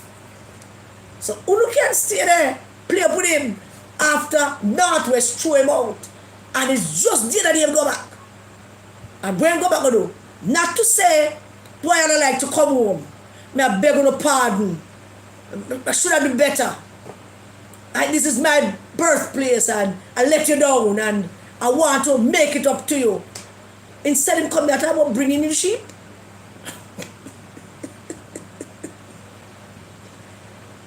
There you go. Peter Murcutt Bunting is one of the wickedest, most despicable human being ever enter our political arena. And you, the people of South Manchester, I keep on fixing this thing because it keep doing a thing, need to understand that you're not doing your community and your family and your children any favors should you decide to elect this man. Not doing yourself any favor. It will just prove to us all out here that we're not stupid people. Or a PFP and any dog in an orange shirt. Any dog in an orange shirt. Call the stupid. Do we have to tell them what is at stake again? Do we? I don't think I need to tell you all what is at stake here. So Bunting made a comment about vulture capitalist. Boy, I wish I had a comment, but I don't know if I have a comment. Somebody was sending around parts of the comment where him talk about vulture capitalism. Vulture capitalist. And him went on with him usual nasty self. Because him is Peter Murcott and him short and tuku and full of crap. Don't like people. Don't want nobody to have anything. I'm alone for have. Nobody else to have. Some people when go after, him don't go after them because him want what them have. Him don't want it, him just don't want them have it. So, he made a comment, and I have the comment here. He referred to the backside people that these people are vulture capitalists. They come not to invest for 50 years. They come to pick whatever remaining flesh is left on the carcass of or the skeleton of the parish. Now let me pause there, sir. This sounds like a confession to me. This sounds like Peter Bunting confessing to what. Sometimes it works that way, When you inadvertently write something or say something that you think you're saying about somebody else, but you're really saying it about yourself, because deep down in your heart you know it's you, and you talk about yourself. He might talk about himself. Right here, sir. They are vulture capitalists. They come not to invest for 50 years. Him run well left Southeast Clarendon after 5. Central Manchester run him out after 3 terms. And him left the $60 million down there where the government give him to help poor people, and him never help them. He might talk about himself here, so this is a confession. Nobody can tell me no, this is a confession, this. I say I had to see it. Remain. South Manchester, this is the part I want you to listen to. They come to pick whatever remaining flesh is left on the skeleton of the parish. But listen to me. If I tell you no what I intend to do, and you have last resort, South Manchester.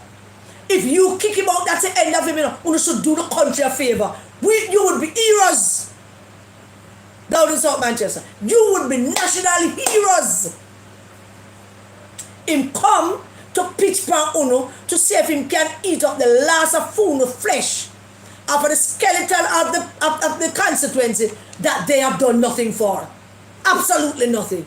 What am I coming there for? What do you know what him coming there for, South Manchester? Him coming there to seek another lift. Another lift that you must provide him to help him to reach his ultimate goal. Him don't give one rat ass about you. Don't care about you at all. Him coming to use you to help him to further his ambitions that he has been pursuing. While he was Minister of National Security, he helped nobody. And Minister of National Security might sound like an obscure like a ministry to you that don't have nothing. Lie. Whole lot of things in there. But never help nobody. Certainly never help nobody in Central Manchester. And you believe that him are going left over there, so when him left the 60 million, when him never spend, when him never help poor people with, and cover South Manchester, come help Uno? Him to go idiot. He is coming, as he's saying here, to pick whatever remaining flesh is left on the carcass or the skeleton of the parish. Him proceed to say, they don't invest anything. No, he does not. He never invest in Central Manchester. He never invested in the basic school. He never invest in Central Manchester. They don't invest anything. He no invest nothing. Mark no invest nothing. They do not invest anything. Dayton, Campbell, down Eastern Westmoreland, not in the constituency office. The man never own a shack. He never saw me buy a 1-bedroom board house here. Nothing. They don't invest anything. And all the risk is put on Jamaica. Him can talk about risk on Jamaica? Eh? Him own a soap company and him mama get together and sue Jamaica. Sue Jamaica because they wanted a monopoly on the whole soap thing. Though I don't have the whole story about it. I talk to Michelle to do a thing on it. You get a video on it soon. Sue the country. Them never sue Trinidad, you know. Or Barbados or wherever it is the soap was coming from. Oh no! Them sued Jamaica. Imama, they sued Jamaica. Them sue the country where them live in, where them reap and rape every day to have more. Don't take my word for it.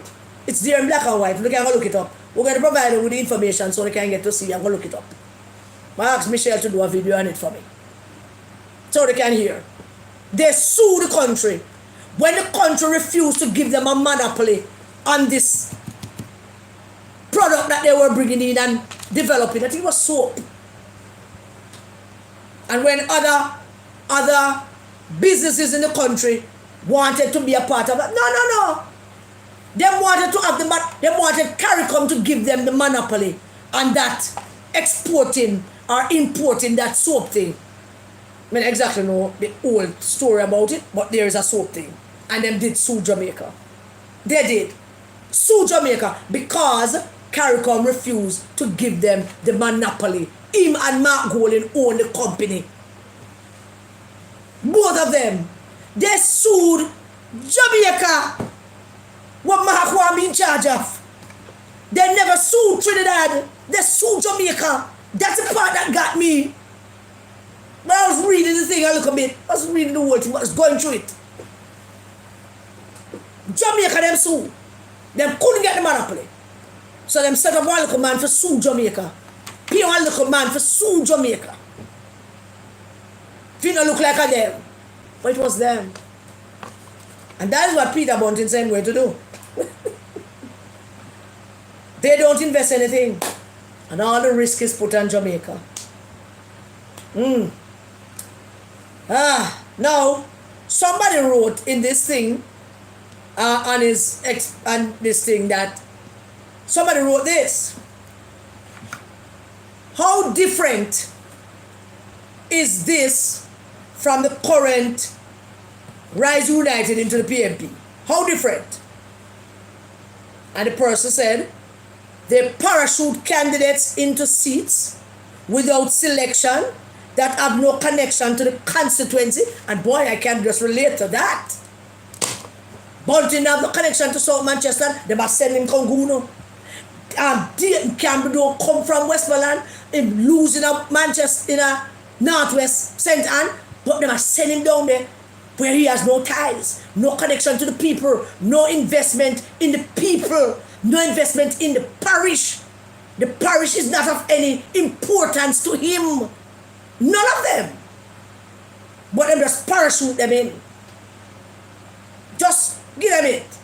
And only the PMP people them say, yeah, we are going to take them. Uno will be the dumbest and stupidest, duncest voters in the country. Should you invest in them?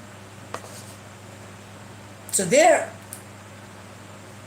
They have no connection to the constituencies that they have been parachuted into. None. They don't establish constituency office. Dayton Campbell don't establish that we want one table out the door down Eastern Westmoreland and all now. Which means should tell the people of East and Westmoreland that there's just one or two things that will happen. One of two things will happen. One, if him win in their town and him put the consequence in the hands of when him calling each man. Yeah, he might run it if he win. And if he don't win, him gonna left for just like when gone go left Northwest Center.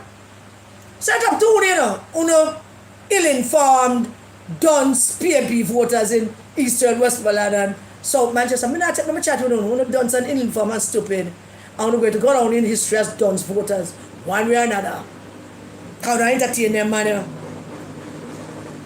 No investments. So, when them lose, jump in them car and drive back to them place and go look another place to pitch. Because that's what they do. They just look different places to pitch. And when them done with a place there, they move on to another place. And that's the way the cookie crumbles with that.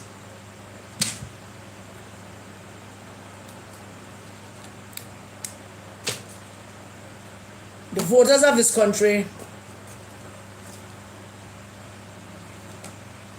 particularly ones in South Manchester, Northwest Manchester, Central Manchester, the voters of Manchester, all of you, voters of Manchester, I'm talking to you.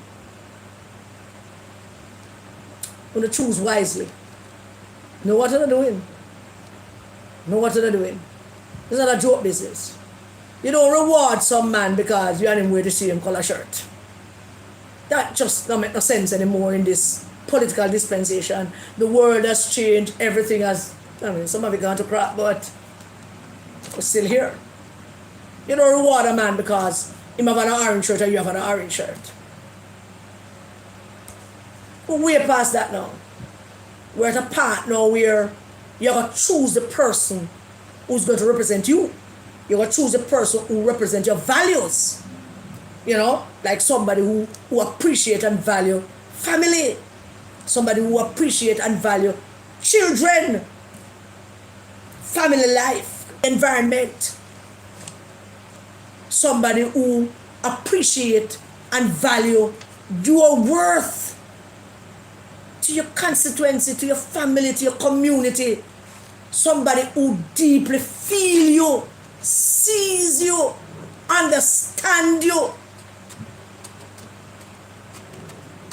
And that is why Manchester must go out and vote en bloc for Ian Ives in South Manchester.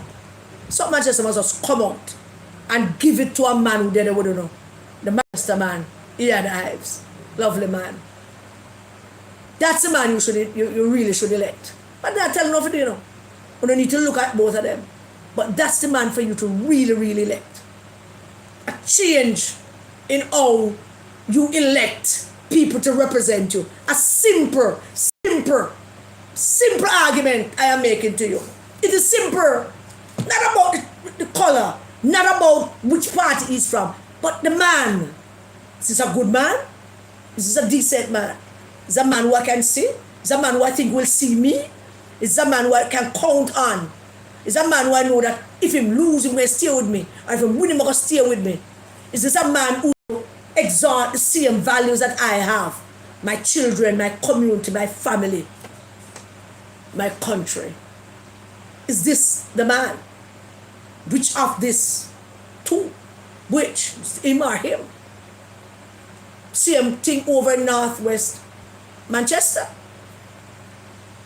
When you go to vote, what are you going to do? You're going to look around here and say, yeah, Michael Phillips, Peter Phillips' son, there a long time. Half of us still don't know him. No, we not blame nobody for that. Most constituencies will tell you, a good portion of people still don't know the member of parliament after many years. True. But don't think in that terms. Think simpler. Simpler. Here's how simple I want you to think. What have you done for me lately?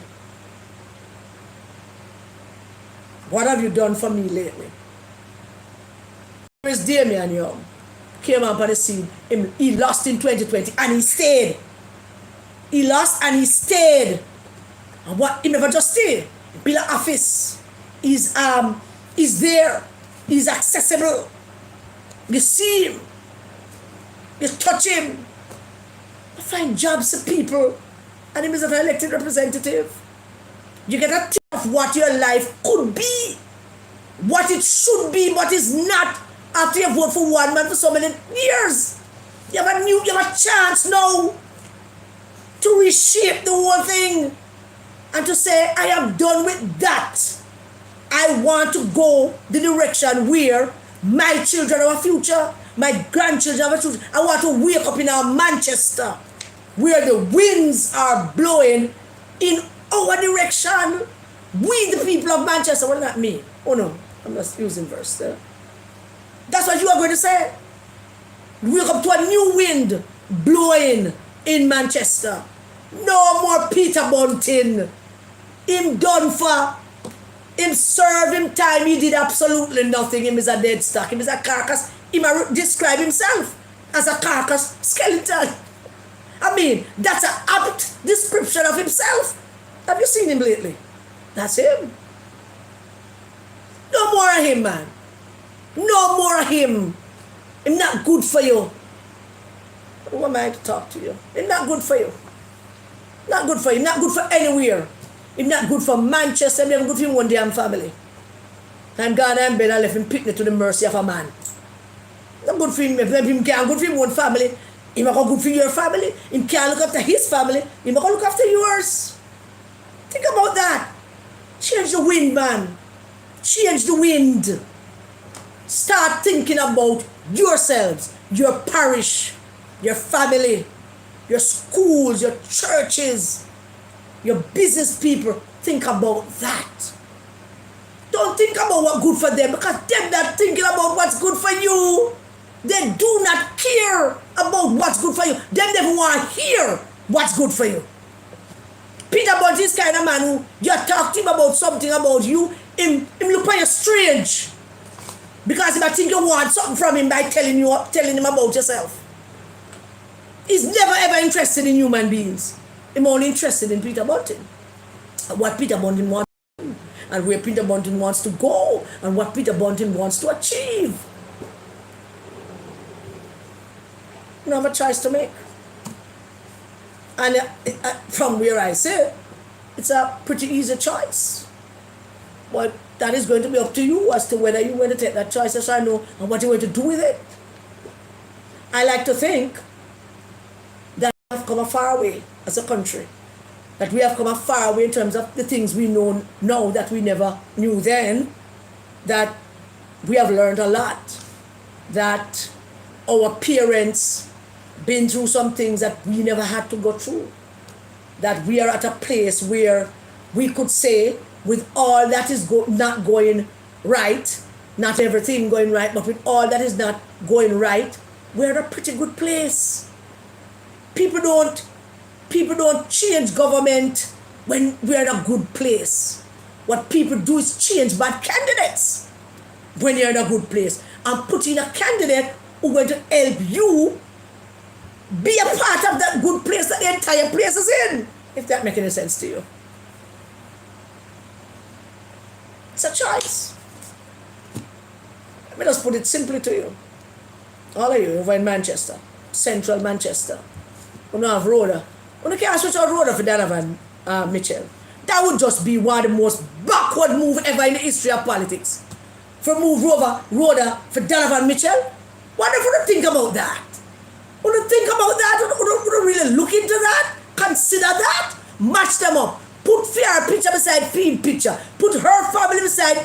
I mean, just put the whole damn thing together. And that just take a good look. It don't need no glasses. Just a look. Alright. I am that. Does she that? No, sir. You're not going to work out. You're going to stay with water. Make the choice that is for your family. You owe nobody any obligation. Whether you have voted PMP for 50 years or not, I am telling you that in 2025, you have no obligation to Mark Golding and Peter Bunting. None whatsoever. You PNP voters, you do owe them a thing. Them say they were going to mash it up. Them coming on the house, what uno bill with Norman Manley and Michael Manley, and they mash it up, and they told you that they were going to do it. And they mash it up.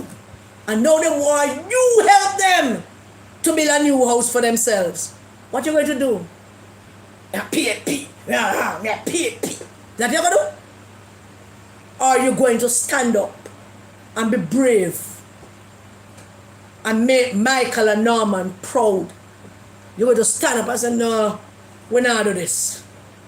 Uno mash it up. We're not help Uno build it back. Uno feel leave it. The whole of Uno lose one on the other and leave it. When you build it back. Uno going to stop and tell them that? I'm not a part of that, but Uno going to stop and tell them that? What the point that we don't know? Them said they were going to mash it up, and they mash it up. And them while in opposition now. And them while in up them in 2020. Go they're gonna tell us say Peter Phillips can't win, or the youth them now vote for Peter Phillips, and whole pound to stay home. Well, the same way on the stay home in 2020 because them tell us say Peter Phillips can't win. Who to stay home now? Because them can't win.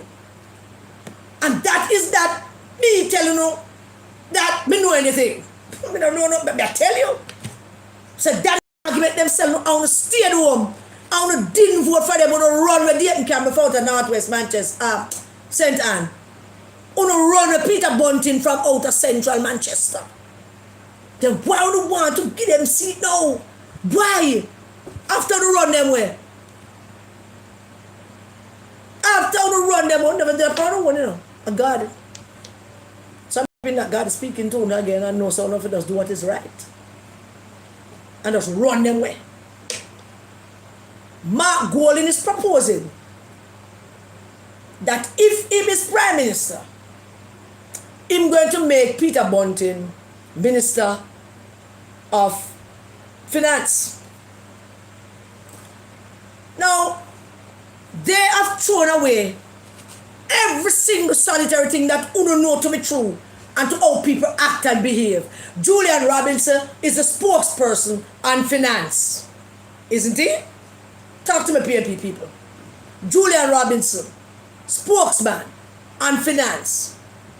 Huh? Isn't it a given that should he win, that Julian Robinson will become the Minister of Finance? Isn't that, in your mind, a given? Now, if I was Uno, I wouldn't take a chance with that. I don't simply not vote for them. Because them can't be trusted. Would you trust them? Serious? Would you trust them? Do you know what some of the things that the Minister of Finance in charge of? Let me find it, because I'm sure I have it somewhere here. You don't know some of the things that the Minister of Finance in charge of? Well, just in case you never know, some of the things that the Minister of Finance in charge of. Damn, what did I do with this thing? Help me now, and see with me. You know, we could sing a song in the meantime, no? When upon life billows you are tempest tossed, when you are discouraged thinking all is lost, count your many blessings, name them one by one, and it will surprise you what the Lord has done. Wanna sing that, man?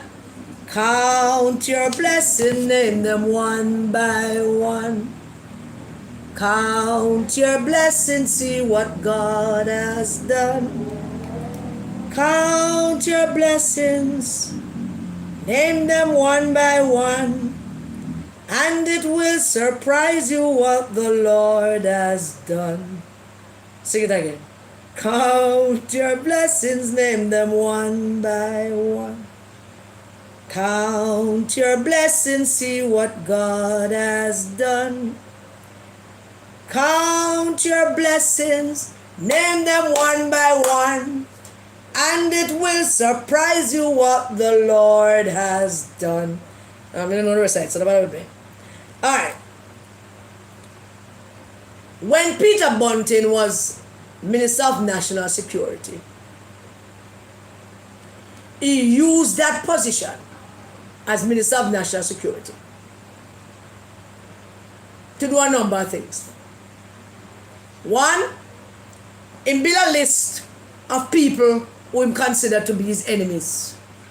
He built a list of people who he needs to eliminate as people who threatens his ambitions. He used the position of Minister of National Security for his own personal benefit. So, the Tapanara's people and the business people in this country, they have a right to be worried about should he become Minister of Finance and not Julian Robinson, who is the spokesperson at this time.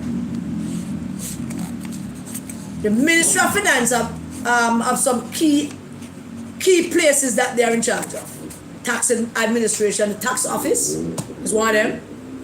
The Revenue Protection Division. The FIN, the Financial Investigation, yeah. They're in charge of that too. Jamaica Customs, the Planning Institute, the Accountant General Department, the Procurement Division, the Statistical Institute, the Development Bank, not to mention the Transformational Implementation Unit. Ministry of Finance have all of these responsibilities. Now, you have to tell me this. You don't want to hand over that to Peter Bunting? You don't want to hand it over to that sleazy shadow of a ghost, of a man still trying to achieve ultimate power? Now give up because him think somebody who him something. Nah? You don't think on those things. The final thing I want to say tonight, before this edit really get bad, because it's coming. Final thing I want to say to you tonight is this.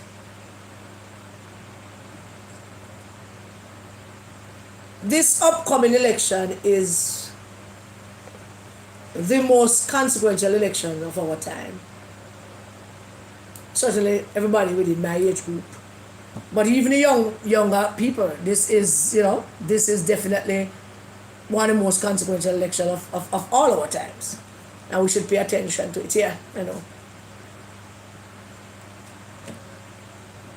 Voting is not only a right, but it's also a privilege. It is an opportunity that we have that our foreparents never had. And that opportunity is to choose people to represent us in the parliament. People who we must believe going to represent us with all their everything that is good within them. And therefore we have a responsibility to choose people who we believe represent our best selves, represent our own values, our community, people who sees us, who see us through our eyes as we see ourselves, people who are willing to do whatever it takes to bring us the goods and services that we deserve as citizens who vote, people who are going to put us first, think about us in everything that they do. Their first consideration will be you and me, because we are the ones that give them the power. We give them this power because that is how the system set up, and we need some people to represent us. And so we're choosing these men and women. And we must have faith. We must always have faith that the person who we're going to cast a vote for, you have full confidence that this person is going to stand up for you if push comes to shove. You have full confidence that, yeah, they might teeth for themselves, but they give me some. You have full confidence that, yeah, I'm not all that good looking, but I'm going to represent me and I feel good about that. It's not something to play around with. It's not just a vote because you get the right to vote and you have the right to vote and you're a citizen of the country and you have the right to vote and you can get up election man and decide if you're going to cast it yes or no. It is. You're right. But it's also a privilege. It's a privilege. It's a great privilege. Throughout history, millions of people have died just for that right. South Africa, I mean, it just not long ago that our own black brothers and sisters get to cast votes. This is not something that we should take for granted that will be ours forever. It's fragile. It's democracy. It always can go one way or the other. 1 minute it's there and the next minute it disappears. So while we have the opportunity to preserve it, let us do so boldly. Let us do so without fear. Let us do so with our best foot forward as Jamaicans, as citizens, knowing that the person you are going to cast that vote for is the best person, not because him wear a color shirt, not because she have on a color hat. The best person. And when you look around you, and you look at the crop of these risers that took control of the PMP, destroy it, mash it up, and now asking you to give them power. And you have one thought in your mind, know you say to yourself, say, is this the best I can do? Is this the best you can do? Is Peter Bunting the best that you can do in South Manchester? Yeah? Is Dayton Campbell the best you can do in Eastern Westmoreland? You have to ask yourself that. Is this the best? Is this what I deserve? Don't I deserve better? I deserve better than them man. Them man did some terrible things. I shouldn't reward them. I deserve better than that. Let us go into this election. Once again, let me appeal to you and plead with you. Don't follow up this blood and fire thing. They might try to create something. They have been trying to do it for a while now. Let us stay away from it. Let us go in with niceness and vibes and music and love and hugs and dance and sing and pray and talk to each other and engage each other on the merits of what this decision that we have to make. Let's argue the merits of each argument, the merits of each person that we are going to vote for. And it boils down to this and only this. Mark Jefferson Golding, the great-great-grandson of slave owners. Mark Jefferson Golding, who lies all the time. Same right ganja legislation, which he did not write. Matter of fact, the part of the ganja legislation that he wrote are the part that is hardest to small ganja farmers. I want to listen to the video that Michelle put out. The parts of that ganja constitution which he wrote, the parts are the parts that make it difficult for small ganja farmers to succeed. Go and watch 411 video. Go listen. And she will tell you that parts that he wrote that make it so difficult for small ganja farmers in Westmoreland to succeed. Mark Jefferson Golding, British, probably Israeli born. We don't know when born. In the born, yeah, but we don't know where. Jewish white man. Mark Jefferson Golding, who feel he had the right to have sex with helpers' daughters because he is Bakrama's son. Got no man pregnant, refused to marry her, forced by his father to marry her, sent away to Florida to marry her. Hid her for all his life. He was hiding her. We never know. Nobody never know her. Are we free Sandra? Is the resistance free Sandra? Are we free Sandra? So him. So there's him. Slave owner's great grandson. The man who created FinSac, wrote the law, wrote the rules, made the money from it. Him and him body Bunting. Him on this side, because this is what it boils down to. So there's him, with all of that, not one of we make a mockery of our language, make a mockery of our dance, introducing violence to our election, which we way past, gone, think we're done with that long time. There's him. And then there's Andrew Michael Holness, great grandson of slaves. Barney, mother Barney, father Barney, came up through the ranks of our political system as a young man. Fell a few times, failed a few times, got up on his feet again. There were times when we doubted him, but he stood up for us. Stood up for Jamaica, stand up for Jamaica all day long. Michael Manley, they put Jamaica upon the map. Andrew Holness keep Jamaica upon the map. Without a doubt. The choice is clear. So I told him, one over here, so not one a week, we don't know him. Don't know him from Adams, him lie all day long. Breed after helper daughter. The one over there, so. Hope you can't see my hands, you can't see him that much. See me? Take a glimpse, got again. Not one away. No represent nothing that we don't know nothing about us. Not a thing. And the next fellow over here, sir, who's everything Jamaican. It's a clear choice. And you have to make it. Anybody want to call? Now is a good time to do so. Somebody was calling before, you can call back.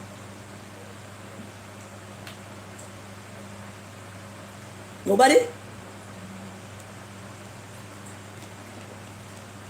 Because I'm always slow to come in. So in the meantime, while we wait for somebody to call, let us see if anybody asking me anything on the live. Here is the call coming back in. Good night to you, sir. Good night. Good night. Speak up. Yes, sir. Go ahead and speak. Yes, you hear me? Ah, Jesus. I don't know what's going on here.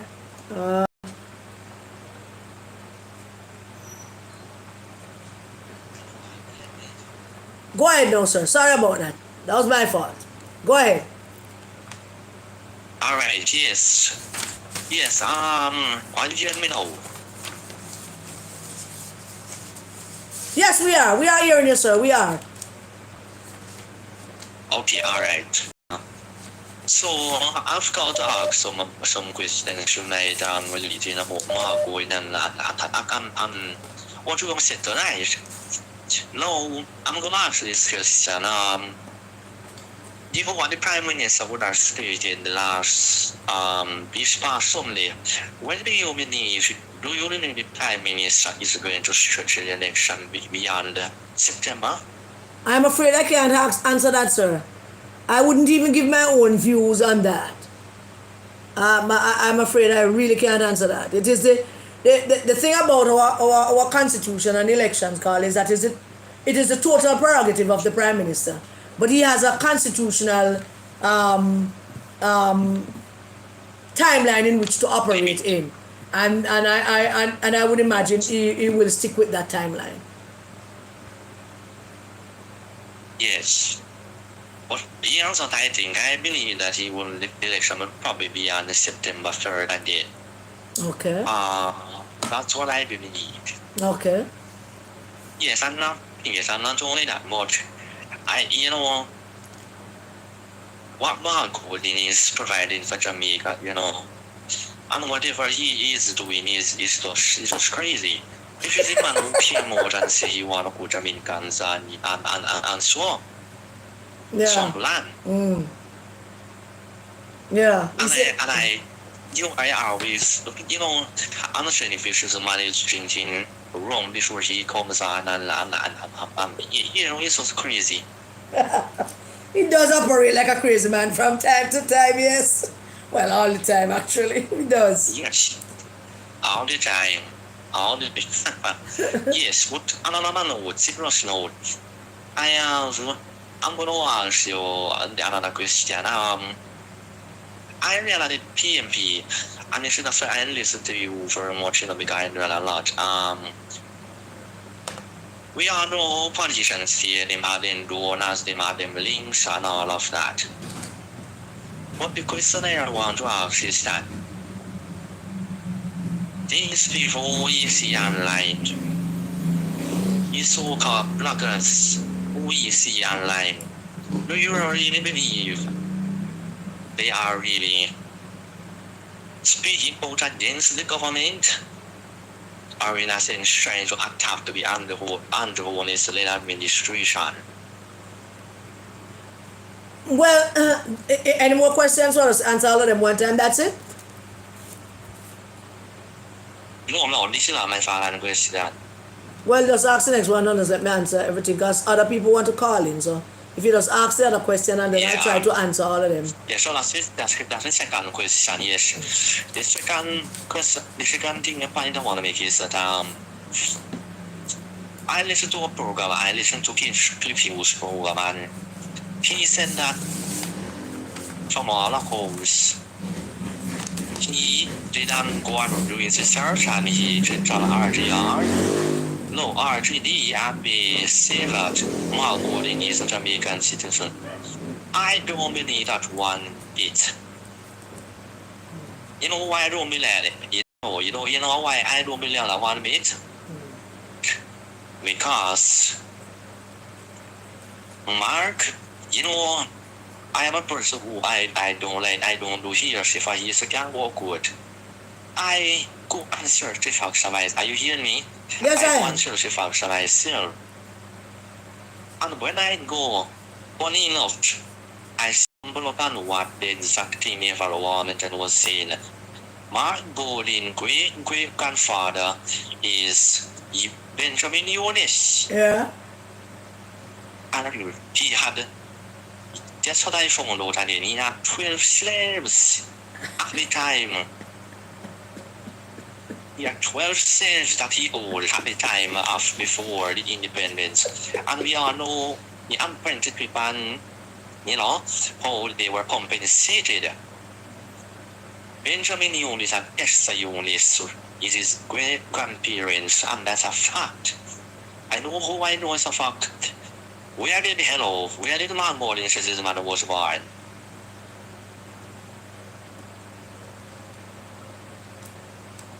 I don't get you, sir. Hello? I don't get you. I thought you asked me a question. You asking me where was... No, I said it was making a point. Oh, I got your point. No, but I said we were... Mm-hmm. Yes, I said that where was Mark Gordon? Where did Mark Gordon say his mother was born? I don't think he said, but his mother was born in England. And that's what he said. I don't know if he has said it. I've never heard him say it, but I don't know if he did. I don't know if he did. No, but we have said that his mother born in England. His mother was born in England, to be precise. Because when I found it out on the website, on this actual website, real deal. It is they do know that it's Mark Gold and so other white people who control this thing, and when I realized that I saw Mark Gold action with yourself. Now let me show you something that is very ironic. To state that Mark Jefferson Gold is not born in Jamaica. I don't even believe he's 60. I don't even know if he's really what he is. Yes, right, because how is it? On the website, we could see when Mark Bowling, we could see Mark Bowling entire family tree. You get me? Yeah. But you have to wrap up soon, other people want. You have to wrap up soon, because other people want to call. Yeah. But we could not see when his date of birth was. So we saw his mother date of birth, his father date of birth. And he's I mean, his sister's last name, married last name is Mohammed. We could not see when he his sister was born. Okay. And you know what I did then? I went on the RGN website. They have a new feature that you can search for somebody birth certificate. Funny enough, I went on the site and I put in the information, going for the full name, middle name, etc. Yeah. When I saw it, I paid $250. $250 as a fee to do it. I couldn't find the common concept. We don't have no social records, no social records. So I don't believe my morning is actually what it says it is. Okay, sir. She's making up rules. Yes. All right. You can answer this for a bit, yeah. So the question I want me to answer is about us blogging about the PM. Yes, just is real radical about Australia. All right. I will talk about that and I will try and answer. Thank you so very much for calling, sir. Thank you very much for watching. God bless you.